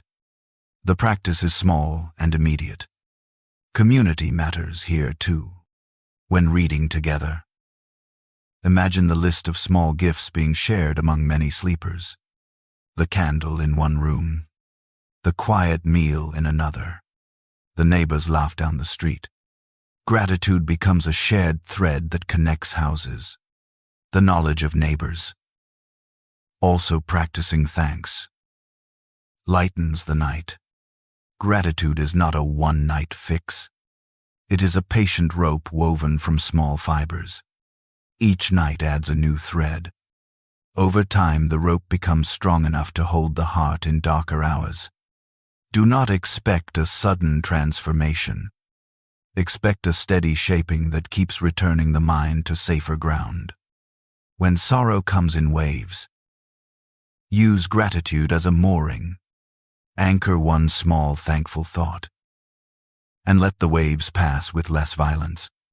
The mooring does not stop the sea. It keeps the boat steady. Return to the anchor with the breath when needed. The motion of going and returning is itself restful. Practical touches help. Before sleep, put a small object by the pillow that reminds you of one thankful thing. A pebble from a pleasant walk.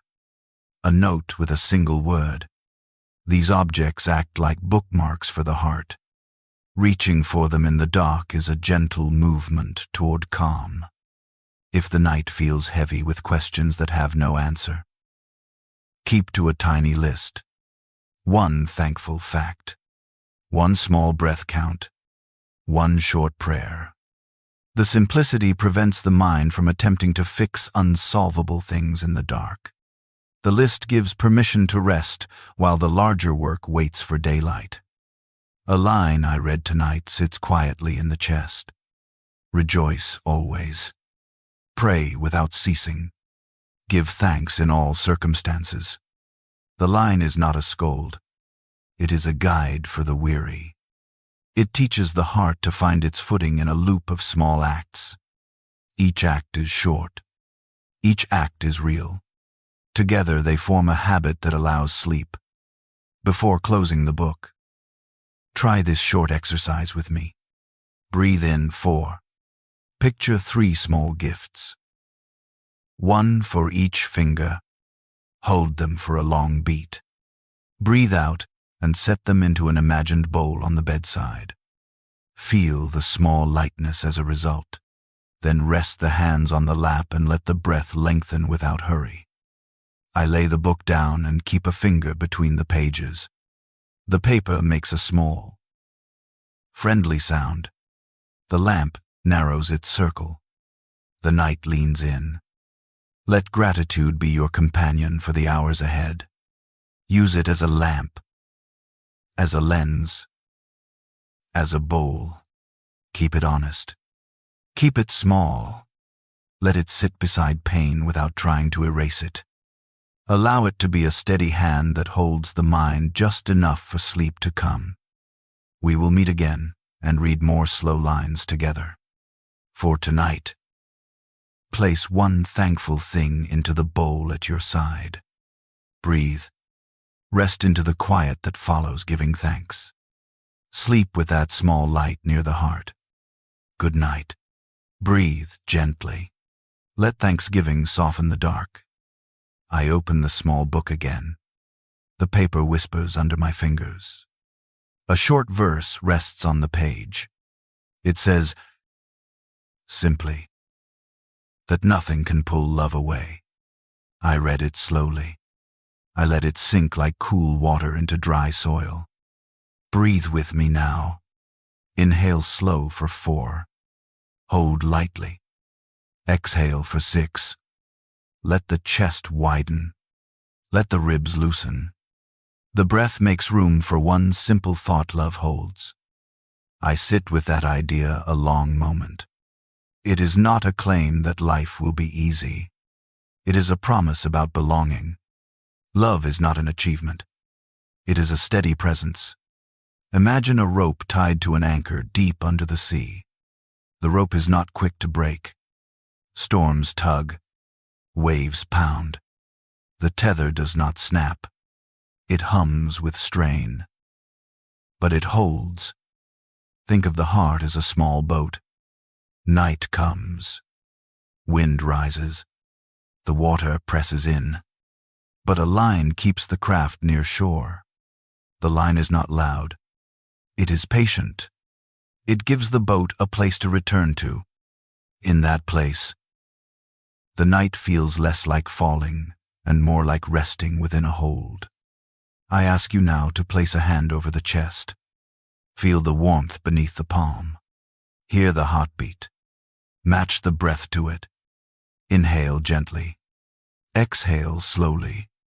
As the breath moves, picture a steady light beneath the hand. That light is the presence of love. It does not demand applause. It keeps a steady watch. The words I read tell of a love that knows the whole map of the life.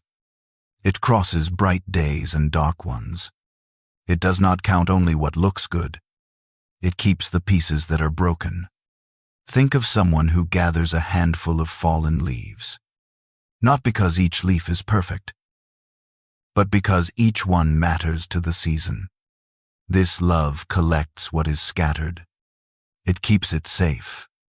When fear whispers that distance matters, answer with a small image. Imagine a canyon. Shouts travel there and return, even across empty space. The voice comes back. Now imagine love as a voice that does not echo only words, but carries steady care across every distance. The echo always finds you. I hold a gentle practice for this idea. Name one place where you feel small tonight. Keep it brief. See it as a single short line in the mind. Now imagine placing that line into a soft cloth. Fold the cloth over it. Lay the bundle where a steady light can warm it. Know that the light reaches. You do not have to carry the smallness alone. Love does not flinch from mistakes. It sees them and still leans in. Picture a garden after a storm. Broken branches lie on the path. A gardener does not walk away. Hands move slowly. Clearing. Repairing. Replanting. The garden is not judged out of existence. The work begins again. This is how love treats what is worn and scarred. There is another image I keep close. Think of a long, slow song, hummed at low volume. The tune stays the same through many verses. It returns to the same refrain. The night may add new notes of worry, but the song under them persists. Let that tune be an inner rhythm when sleep feels far. Hum it in the breath. Find its repeating line. Let it be an anchor. I read the verse as if it were a gentle hand. The hand touches the face that has wept. It does not ask for explanations. It only offers presence. In the silence after a hard day, presence often does the work. Words cannot. Sit with that idea. Accept the hand if you need it. Let the shoulders drop a fraction. If loneliness visits, use a small ritual. Take 3 slow breaths. On each in-breath, imagine a soft cord connecting you to a quiet light. On the out-breath, let a small fear unwind and fall away.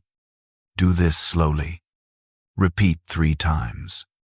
The motion is like loosening a tight knot. Over time, the cord feels more natural and less awkward. The teaching I read suggests that love has no boundary that is absolute. It sees the hidden places. It knows the late-night thoughts. Picture a house with many rooms. Some rooms are lit. Some are dark. Care moves through every room. It opens doors gently. It does not barge in. It keeps a lamp on in the hallway so the dark rooms are not alone. I like to imagine a mother's breath beside a sleeping child. She stays close, quietly breathing, ready to answer a small stir. The love in the image is ordinary. It is not grand. It is enough for the small hours. Let that ordinary care be the measure for tonight. Ordinary is strong in its own way. There will be nights when the mind insists on measuring worth by deeds. Quietly challenge that measure by counting small proofs of being held. Do not make a list of achievements. Instead, remember one moment when gentleness came into the day. Perhaps a hand that closed a door for you. Perhaps a warm cup passed without comment. Keep that memory like a coin in the pocket. It is evidence that the world still offers kindness. I will read one short line aloud now, slow and clear in the voice. Let the sound be a soft rope you can take hold of. Listen to it. Let it rest in the chest. Do not force feeling. Allow the truth of it to take root quietly. Presence may arrive as a small easing, not as a bright rush. Small easing is often more faithful for the long nights. When shame pushes back, meet it with tenderness. Name the guilt plainly, but do not fold into it. See it as a small stone on a path. Step around it. If it clings, set it on a bench beside you. You can take it up later. For now, the path continues, and a steady hand walks with you. There is a way to use the senses to remember this love. Feel the weight of the blanket against the knees. The fabric is a simple proof of warmth. The room has air that breathes slowly. The walls keep out wind. These small facts may seem ordinary, but they are signposts. They tell the body that safety exists in small doses. Let each sign be a whispered assurance. Dark memories sometimes surge like sudden gusts. When they come, try a grounding pattern. Place both feet on the floor. Press toes down. Notice the firmness beneath them. Say a short internal phrase, "I am not alone." Match the statement to 5 slow breaths. The body responds to the steady rhythm. The memory recedes some measure into the background. I think of the ocean again. but in a different way. Not as a vast emptiness, but as layers. The surface is restless. The deep water is steady and cool. Love is like that deep water. It holds without showiness. When the surface storms, the depth remains calmer. Imagine turning inward to that depth. The pressure of the world does not change the depth's capacity to hold. Sometimes the love I read about shows up in other people. An unexpected letter, a neighbor's short kindness, a stranger's small courtesy. These acts are not grand proofs, but they are threads that reveal a wider fabric. Keep your eyes open for them. Notice one tonight. Let it be a small comfort. I also teach a short bedtime prayer that fits inside a breath. It is one sentence, quiet and plain. Say it inwardly as you inhale, and let it rest on the exhale. Do not make it elaborate. Keep it honest. Prayer is not a test of language. It is the practice of handing over a single piece of the weight. Let this one-sentence prayer be a small exchange. Repeat it as needed until the eyelids drop. Love does not promise that all questions will vanish. It promises steadiness when questions remain. Picture a lantern carried beside a long road. It does not light every tree in the forest. It lights enough of the path to keep walking possible. The lantern moves with you. It does not demand a perfect map. It gives enough light to take the next step. There is a patient kind of strength in the image of roots. A tree stands through wind because roots go wide and deep. Sometimes what holds is hidden. Rest trusts the unseen. Allow the night to be a time when unseen work happens. Muscles rebuild. Memory rearranges. Small repairs occur while breathing slows. If worry wakes in the middle of the night, do not start a long argument with it. Keep to short rituals. Breathe in. Name the worry in one sentence. Offer it into the imagined wide hand. Then recall one small fact of love. Maybe a friend's laugh. Maybe a morning light. Let that memory rest against the worry like a thin cloth. The worry does not vanish, but it becomes part of a balanced scene. I find comfort in a simple rhythm for sleep. Breathe slowly. Name a small fear. Lay it down. Remember one proof of care. And then breathe some more. The steps are small and repeatable. They do not demand more than the tired mind can give. Over time, habit makes these small steps easier. They become a quiet path through the night. When the heart feels raw, do not insist on cheer. Tenderness is not brightness. It is a soft watch. Let the mind acknowledge pain. Then, if possible, find one small image of care. Perhaps a hand that steadied a cup. Perhaps a low voice. Hold that image gently. Let the care be the pillow for sorrow. There is a last quiet exercise I offer tonight. Close the eyes if that helps. Breathe in 4. On the in-breath, imagine a single golden thread tied to the heart. The thread runs deep and wide. It reaches beyond the ceiling, beyond roofs, beyond distant hills. On the out-breath, feel the tension ease. The thread is not pulled tight. It is simply there. Steady. Let the presence of the thread be enough. Rest the hand over the heart and let the body follow the breath. I close the book with a soft finger. The page keeps the place. The room feels a little less sharp. The idea of unfailing love does not erase hard things. It makes them lighter to carry. The promise holds like a quiet frame around the day's edges. Before we part for the night, place one brief truth into the mind. Keep it short. Let it be a small anchor for the dark hours.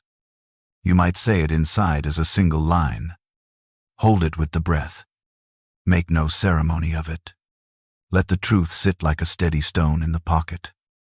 Tonight, rest with the knowledge that love reaches into hidden corners. Let that knowledge be a slow light under the ribs. If tears come, let them fall. If sleep delays, return to the breath and the golden thread. We are not alone in the turning hours. The promise is not loud, but it is real. It keeps a place for us. I will read again on another night. For now, place your head upon the pillow and breathe slowly. Let the small images settle. Let the steady cord of love keep its hold. Sleep as you are able. When morning comes, there will be time for tasks, for plans, for the steady work of living. Tonight, allow the shelter of this unfailing love to be enough. Good night. Breathe gently. Rest in the quiet fact of being held. I lift the small book and let the page fall open where the lines sit like quiet seeds. I speak slowly. I read a passage about contentment. The words are simple. They teach how to find rest whether there is abundance or little. They do not promise a life without need. They offer a steady way to live inside whatever comes. Breathe with me now. Inhale for 4. Hold lightly. Exhale for 6. Let the breath settle into the belly. Feel the ribs widen and then soften. Each breath builds a gentle center. I picture a weaver in a dim room. Threads of many colors lie on a table. Some threads are thick and warm. Some are thin and fragile. The weaver does not waste time wishing for different yarn. The weaver takes what is given and makes something steady. The work is careful. The result is a fabric that holds. Contentment moves like that. It is a hands-on craft. It turns present things into something that comforts. Contentment is not a claim that more would not be welcome. It is not a denial of lack. It is a choice to accept this moment. It is a posture toward what is true now, when pockets feel light. Contentment does not pretend otherwise. It notices the lack and still finds a small way to be grateful. When plenty fills the table, contentment keeps a calm heart. It does not make abundance into the measure of worth. I sit with that thought and let it rest beside me. The room is quiet. I imagine a small pantry shelf. On one evening, the shelf has many jars. On another night, only one remains. The shelf itself does not change its purpose. It keeps food, measured and cared for. Contentment is like that steady shelf. It holds both plenty and scarcity with the same quiet usefulness. There is a second line in the passage that steadies me. It speaks of a strength that goes with contentment. The line says that power comes into fragile places. It is not a promise that I will never fail. It is the promise that I do not have to carry everything alone. When I am weak, a power steadies the hand, so the next small task can be done. Imagine a sailor in uncertain weather. The sky is not always blue. The wind changes. The sailor trims the sail, checks the ropes, and leans into the steady pull of the rudder. Sometimes the pull is strong. Sometimes it is barely a tug. The sailor does not pretend to command the whole sea. The sailor trusts a steady force that helps the ship keep its course. This is how strength arrives. It comes as a practical help for the next step. If worry comes while you turn toward sleep, try a small habit. Name one real need in a single quiet sentence. Keep it short. See it clearly. Then say one short trust phrase. I do not carry this by myself. Breathe in. Let the breath gather that sentence. Breathe out and place the sentence on the bedside table in your imagination. The act is small. The releasing matters more than the words. Contentment and strength work together. Contentment teaches the heart to rest with what is present. Strength steadies the hands, so rest becomes possible. When one is practiced, the other grows. Habit matters. Small acts repeated at night build a pattern that shapes dawn. I share a small, practical image for the bedside. Keep a modest object near the pillow. A single button. A smooth piece of wood. A small coin. Before sleep, touch the object and name a short truth. This is enough for now. Let the fingers feel the weight. The tactile motion helps the mind accept the truth. The object becomes a physical anchor for contentment. If the mind protests, remember, this contentment does not ask you to stop planning. It asks you to stop demanding that peace arrive only after everything is fixed. Plans and rest can coexist. Lay one tiny plan on a card and place it under the chosen object. The plan can be as simple as a single step for the morning. Then close the eyes and allow the night to do its healing. There are nights when energy feels low and the body resists even small movements. On those nights, lean into the promise of strength. Place a hand where it feels most tired. Breathe slowly. Imagine a soft light pressing into the place. The light is not a glare. It is a warm infusion. With each breath, imagine the light bringing a small piece of steadiness. Repeat this until the body softens. Sometimes contentment meets disappointment. The pillow may hold a restless head. The chest may rise with old grief. Meet those seasons with small, honest sentences. Say them without drama. A phrase like this can carry weight. This sorrow is real. I will rest beside it. The practice is acceptance without collapse. It allows the pain to exist while refusing to let it own the whole night. A short exercise can help when comparing begins its slow work. Thought often pictures another home with better light and softer rugs. When comparison comes, bring the mind back to one simple view, the immediate place. Look at the ceiling. Notice its texture. Name 2 small comforts that belong only to this room. Let those facts be enough to keep the mind in the present. Comparison fades when attention anchors in what is near. Strength for living appears in small, lived ways. I recall a quiet neighbor who woke early to mend nets by lamplight. The neighbor did not perform. The neighbor learned steady work. When storms came, the mend work mattered. It did not stop the storm, but it helped the next day begin. Strength often looks like persistent, ordinary repair. It arrives in steady hands, not sudden feats. When the night grows long and shoulders ache, try a short counting breath. Breathe in for 4. Hold lightly. Exhale for 8. With each out-breath, imagine a thin ribbon of rest wrapping around the shoulders. Let the ribbon be made of small, practical promises rather than grand solutions. The ribbon steadies the neck. It gives permission for sleep. Contentment also grows from remembering small gifts that do not cost. Recall 1 minute from the day when the light looked kind, or a small kindness was given without claim. Keep that image for a moment. Let it rest like a thread across a loom. Threads connect. Over time, they create a pattern that is more durable than single events. If waking in the night brings a flood of if-only thoughts, practice a tiny exchange. Write one, if only on a scrap of paper with a single breath.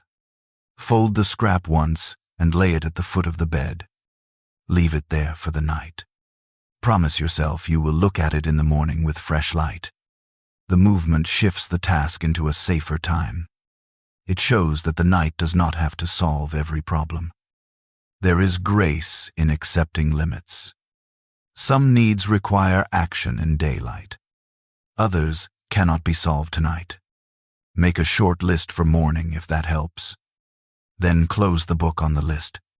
Closing means more than stopping. It means allowing rest to begin now. Even while the list waits, the mind learns this separation with practice. Strength also appears when weakness is named plainly. Admit fatigue in a short sentence. Say it as a fact: I am weary. Speaking a fact aloud sometimes removes its sharp edge. Names make things manageable. After naming, breathe and let the breath steady the chest.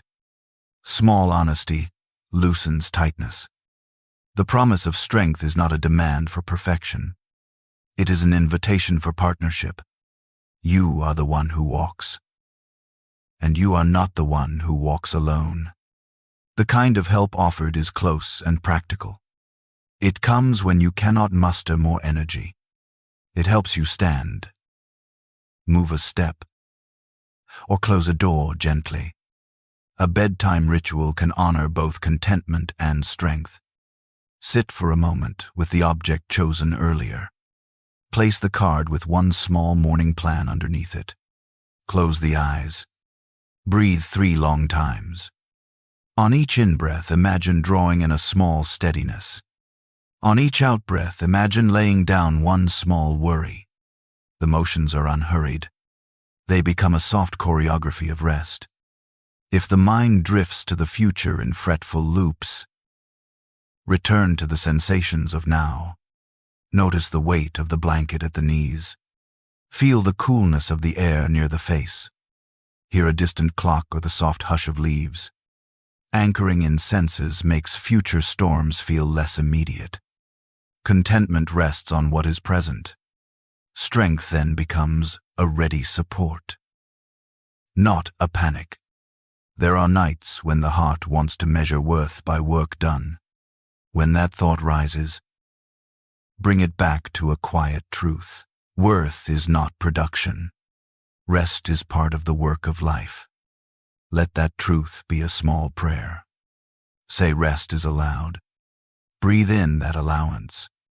Let the body comply. For those who carry loss tonight, contentment is a complicated friend. It does not pretend loss away. It steps in beside grief with a soft hand. The promise of strength means not that grief will stop, but that it will be walked through with care. The path is not rushed. It is tended. Small mercies mark the way. If panic arrives, use a short technique. Place both feet flat. Press gently into the floor. Notice the solid support beneath. Match the breath to the pressure in on 4. Out on 8. The body responds to grounding. The mind follows. Panic thins when the body finds a steady base. I keep my words small at the bedside because the night is tender. When sleep will not come, do not scold it. Instead, return to one image, the weaver with the table of threads. See the hands, choose one thread. Let the thread pass under the shuttle.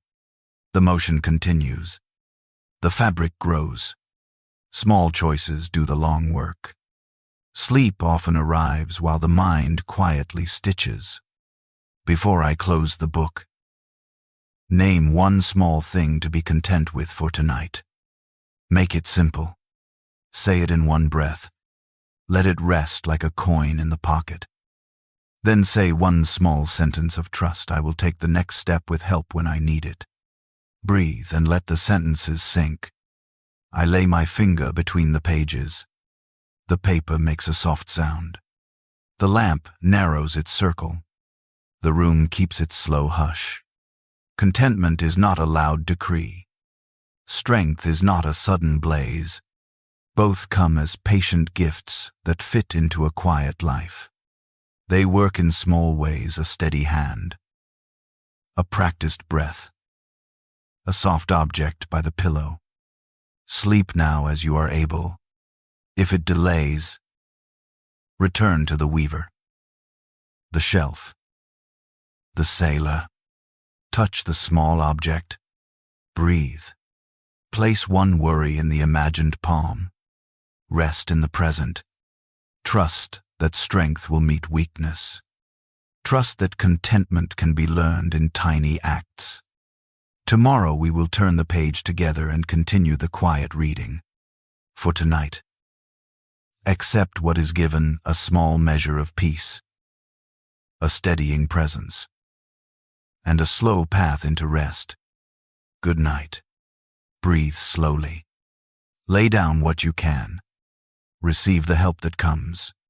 Sleep with that calm near the heart. I open the page and let my finger rest on a quiet line. The verse asks for a change of thinking. It invites the mind to be made new. I read it slowly.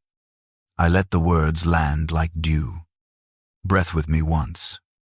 Inhale 4. Pause. Exhale 6. Let the ribs soften. Let the shoulders drop. The breath is a small teacher. It shows the rhythm of renewal. Renewal is not a sudden fix. It is a gentle retraining. The mind learns new routes by small steps. Habit matters. A single repeated choice grows roots. Over time, the new pattern becomes the place the mind goes first. Begin small. Choose one short phrase to hold at bedtime. Keep it simple and true. Let it be a guide when the mind drifts. Say it inside with the in-breath. Let it rest on the out-breath.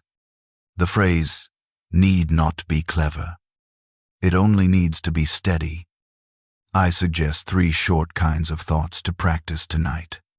First, true things. Pick a small truth you can hold easily. Perhaps I am not alone, or this night will pass. Second, noble things. Think of a small, generous act you saw today. Third, steady things. Picture a lamp, a harbor, a warm cup. These small kinds of thoughts shape the mind's tone. When worry arrives, name it briefly. Keep the phrase short.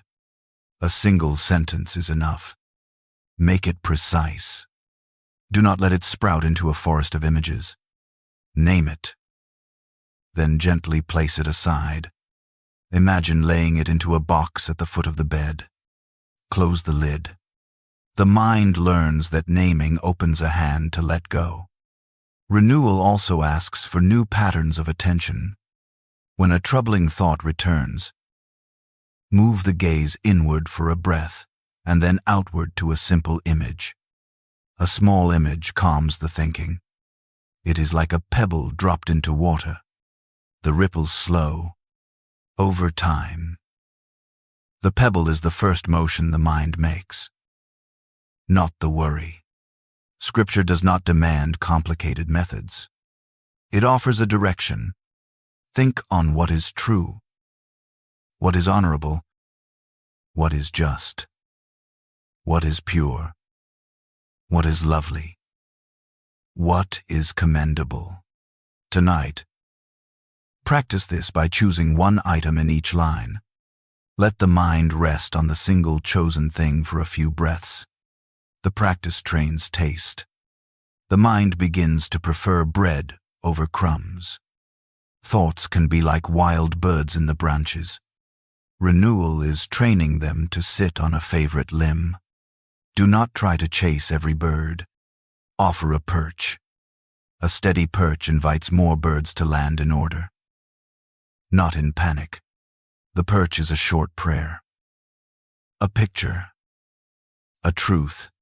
It is simple and available. I keep the suggestions small because the night answers to small things. Long lists of resolutions do not fit well into midnight. Tiny tools do. A short prayer on the in-breath. A named truth on the out-breath. A picture on the next inhale. Repeat slowly. Each cycle is a small stitch. Mind renewal is also about letting go of shapes of the world that crowd the soul. The world often values noise and speed. The scriptures invite a different taste. Practice tasting it by choosing slower words for the heart. Choose patience instead of haste in one small decision tomorrow. Let that choice start tonight as a promise. Tucked away under the pillow of the will, there is mercy in the work. Renewal does not scold the old patterns. It meets them kindly. Picture a gardener tending a path of plants. Some weeds appear. The gardener does not rip the earth in anger. Hands move with care, removing one blade at a time. The path clears gradually. The plants are not punished. They are guided. The same gentleness applies to thought.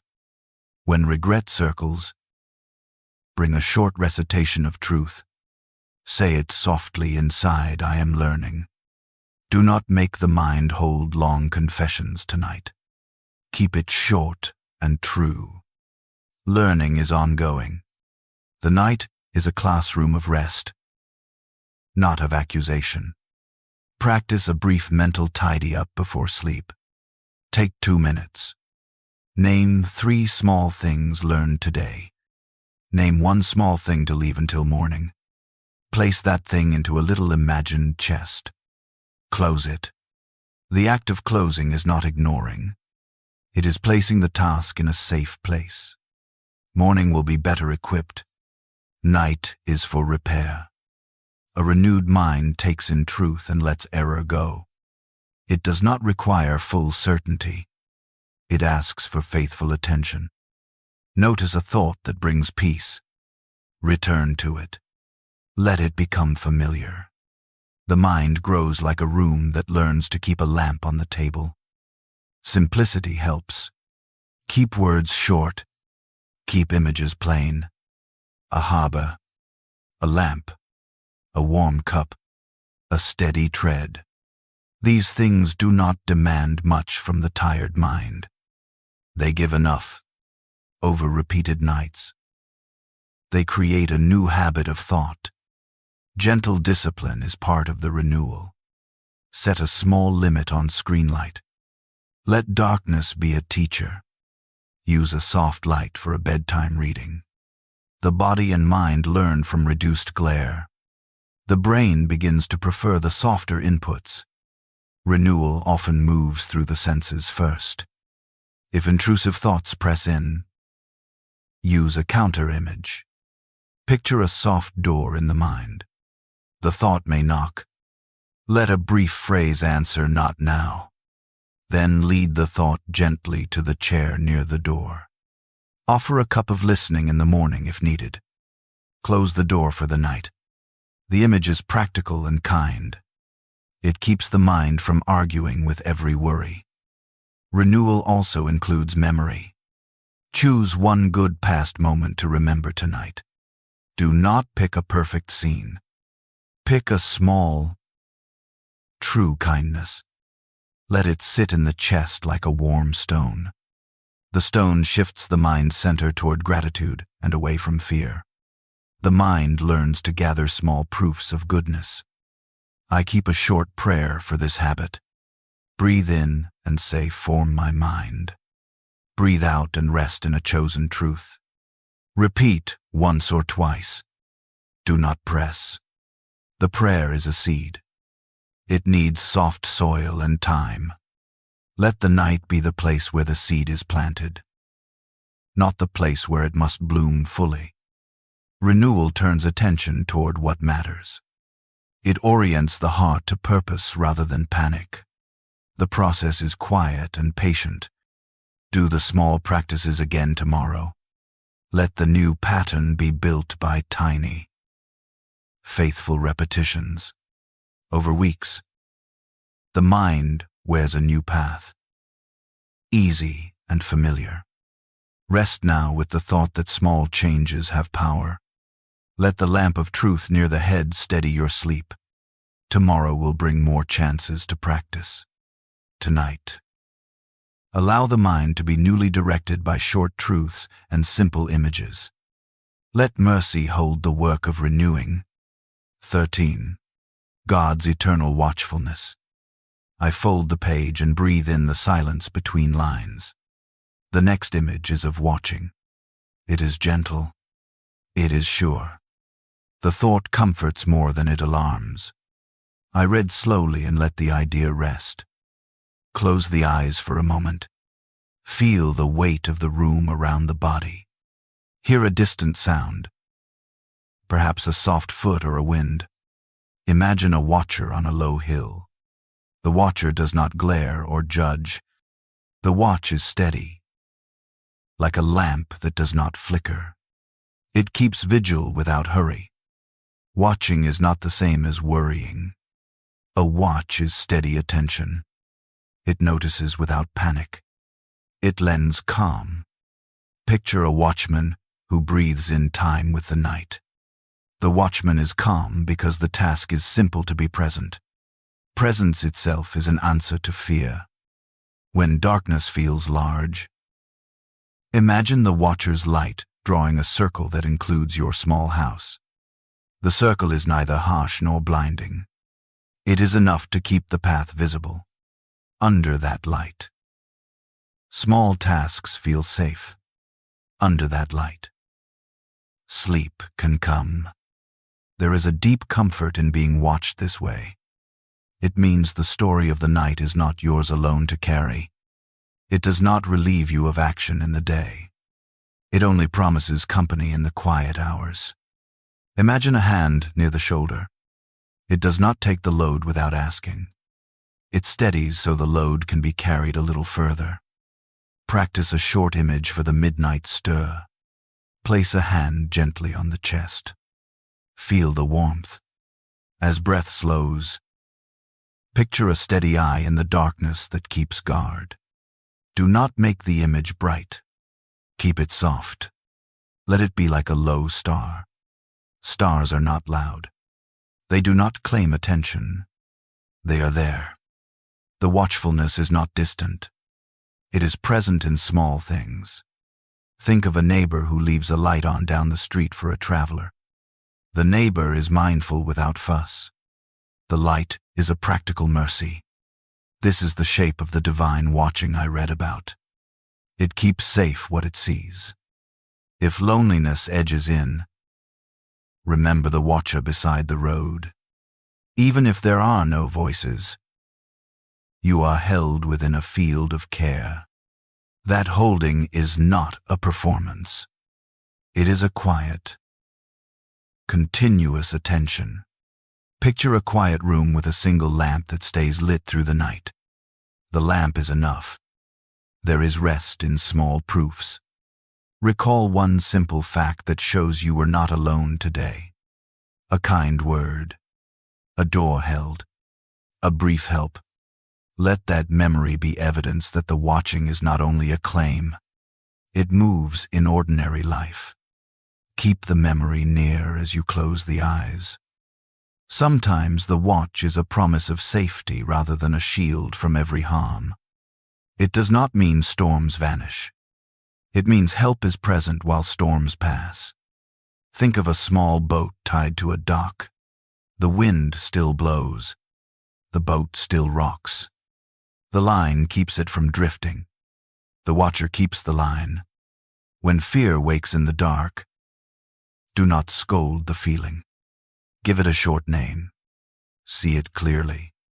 Then imagine placing it under the small lamp of the watcher. Let the lamp illuminate the worry briefly, and then let it be. The act of placing is a small trust. It trains the hands to let go. I often suggest a short breath prayer for this trust. Breathe in and think you are near. Breathe out and rest. The words are simple. They do not need ornate speech. The prayer is a small knot tied to the mind's sleeve.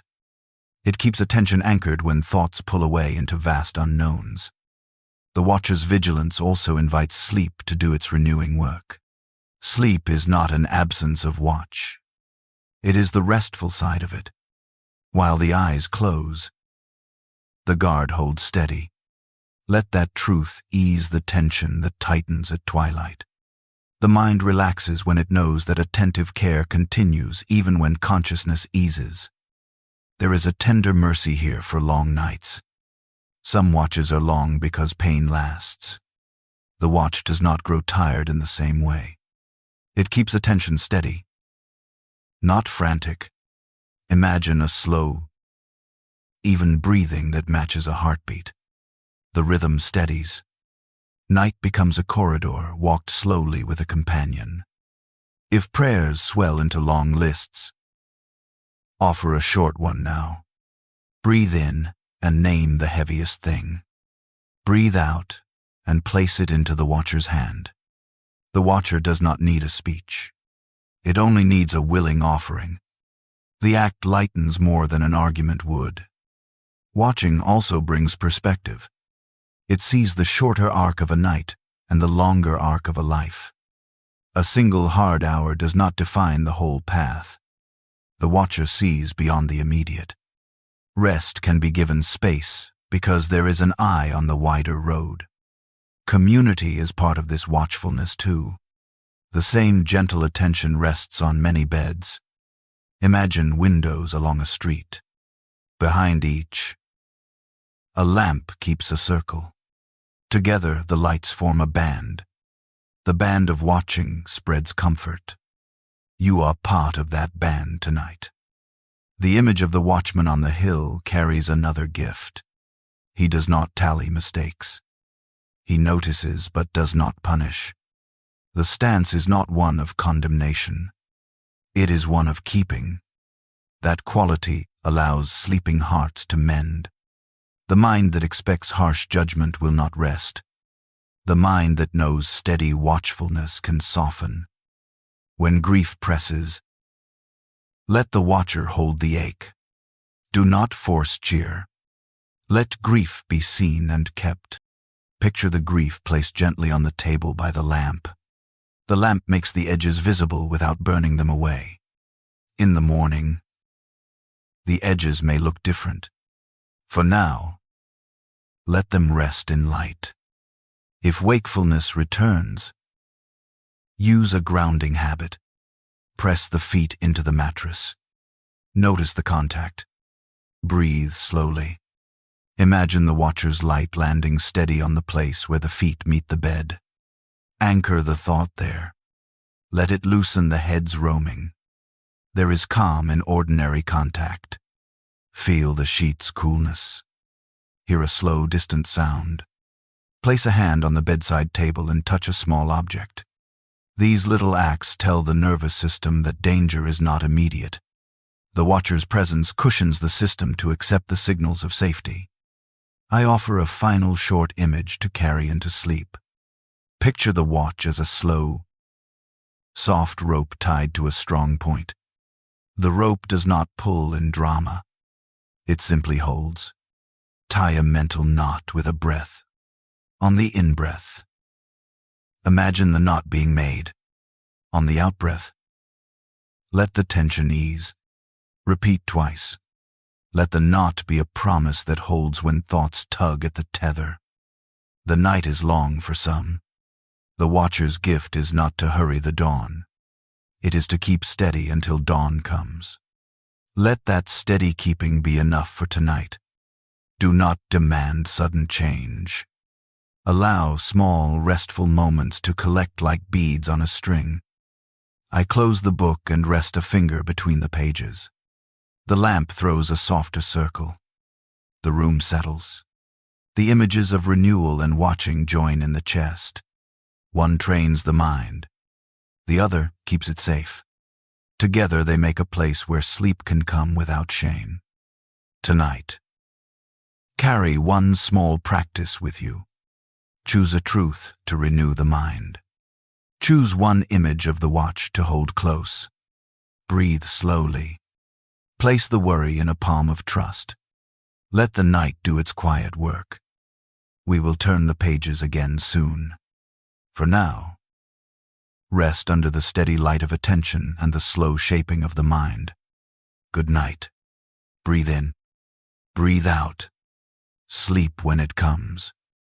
I hold the book in my hands and feel its weight like a small steadiness. The lamp throws a soft circle. My voice moves slowly.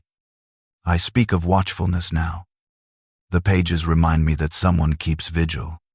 The eyes that watch do not drift into careless sleep. They remain alert. They remain steady. Breathe with me once. Inhale slow for 4. Pause. Exhale long for 6. Let the breath be a soft witness. Feel the ribs lift. Let them fall.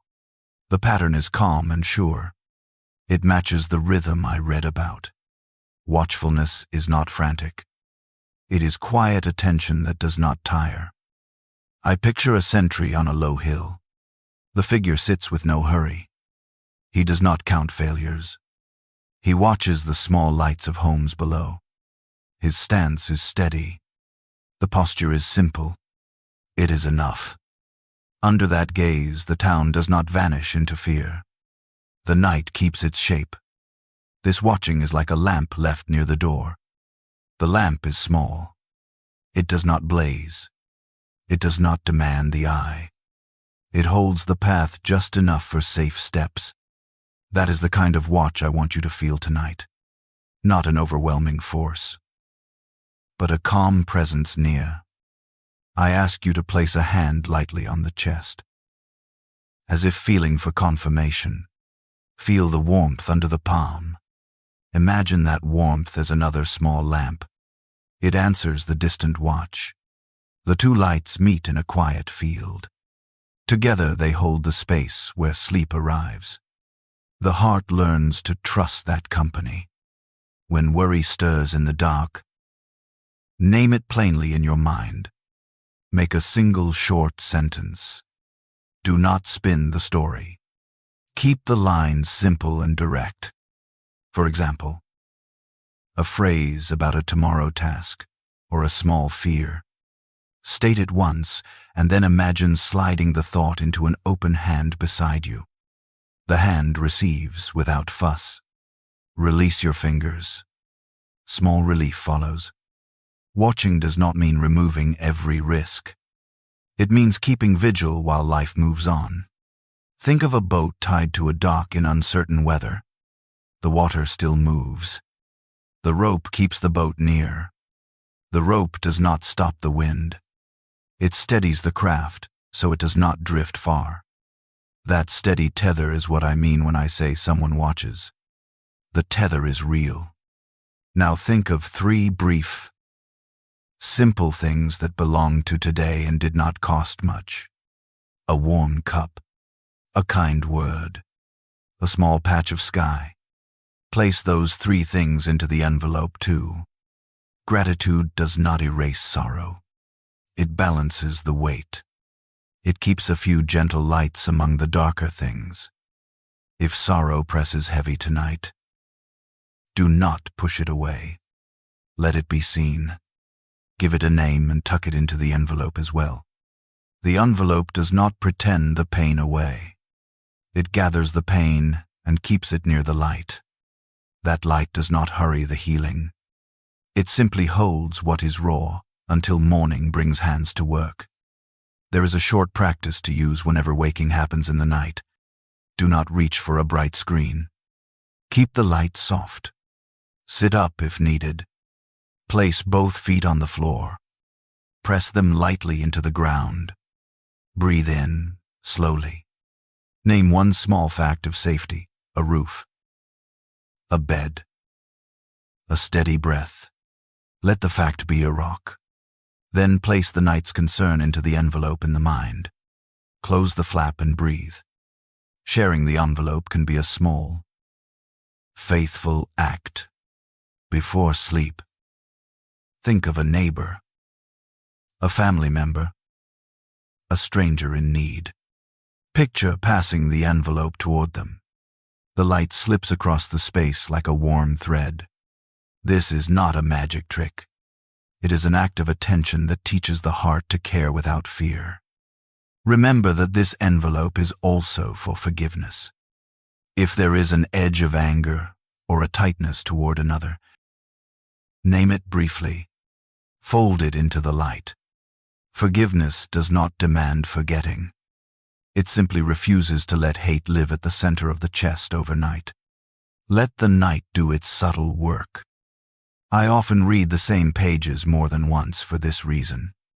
Repetition is kind at bedtime. It trains the ear and the heart. It makes habits of gentle things. Let the small phrases be familiar pillows. Habit does not harden the soul. Habit saves it from frantic searching. Now I invite a short, silent blessing. Breathe in with me. Think of the blessing as a warm hand set on the shoulder. The hand does not calculate. It only steadies. Breathe out and imagine that hand smoothing the brow of worry. Say a small word. Inwardly be still. That word is enough for now. We are not called to banish every thought tonight. Instead, we are invited to place things in order. Some things belong to morning plans. Some belong to the doctor's care or to the friend who listens in daylight. For the night, choose what must be held and what can be set down. Use the envelope. Make it a bedside ritual. If forgiveness is difficult, begin with yourself. The inner critic is often loud in the dark. Speak to it as you would to a child who tries and fails. Keep the phrase brief, I did my best today. Let the words be small balm. Place them into the envelope. Let kindness have a place at the table tonight. There will be nights when sleep resists. On those nights, do small things for the body. Drink a small cup of water. Turn the pillow to the cool side. Stretch the neck slowly. These acts do not solve the night. They provide a gentle care that the body recognizes. The mind follows when the body relaxes. When the world presses with questions that have no neat answers, practice a tiny offering. Whisper a single sentence into the envelope and then let it rest. The practice is not negligence. It is trust that not every knot must be untied before dawn. Some loose threads can lie for morning hands. If fear grows, remember the watchful thing we read about together. Someone keeps vigil in the still hours. The presence is not loud. It is steady. Picture that watcher as another light near the envelope. The watcher does not fix everything at once. The watcher keeps watch. Lean into that care. There is a short blessing I place now on the room and on the hearing of these words. It is simple and steady. May mercy find the tired places. May grace rest where work has worn thin. May peace settle like a small cloth over the shoulders. Believe that the presence of God reaches in the quiet and makes room for rest. Hold that believing lightly. Do not demand a show of feeling. Let the belief be a small hand in the dark. It does not answer every why. It steadies the head enough to close the eyes. It keeps the heart from fraying in the night. If waking returns, repeat these steps. Breathe. Name one thing. Place it in the envelope. Close the flap. Return to the steady breath. Keep the lamp dim. Be patient. Night is often a slow work. The course of its repairs is quiet. I will be here again with the book and the lamp. I read because the words gather the mind. They bring an order that calms the rush. Each evening together builds a pattern. That pattern becomes a rope to steady wandering thoughts. Habit is a faithful friend. Before I finish, take one more long breath with me. Inhale 4, hold, Exhale slowly for 6. As the breath moves, imagine the envelope of light tightening gently and then settling. It is not binding. It is holding. It keeps the rest safe. Now place in that envelope one final thing. A small hope for the morning. Not a demand. A quiet wish. Perhaps courage to take a small step. Perhaps patience to meet a person kindly. Place that hope next to the other items. Close the flap. Feel the tiny shift that happens when weight is shared. Tonight, be led with forgiveness, grace, and peace. Believe that God's presence envelops us as we sleep, guiding and protecting through the night. Remember to share this envelope of peace with those around you. I lay the book aside with a finger between the pages. The lamp glows for a few heartbeats longer. Then it softens. The room becomes a deeper hush. Breathe slowly. Let the images go where images go. Let the breath do the quiet work. Good night, and God bless.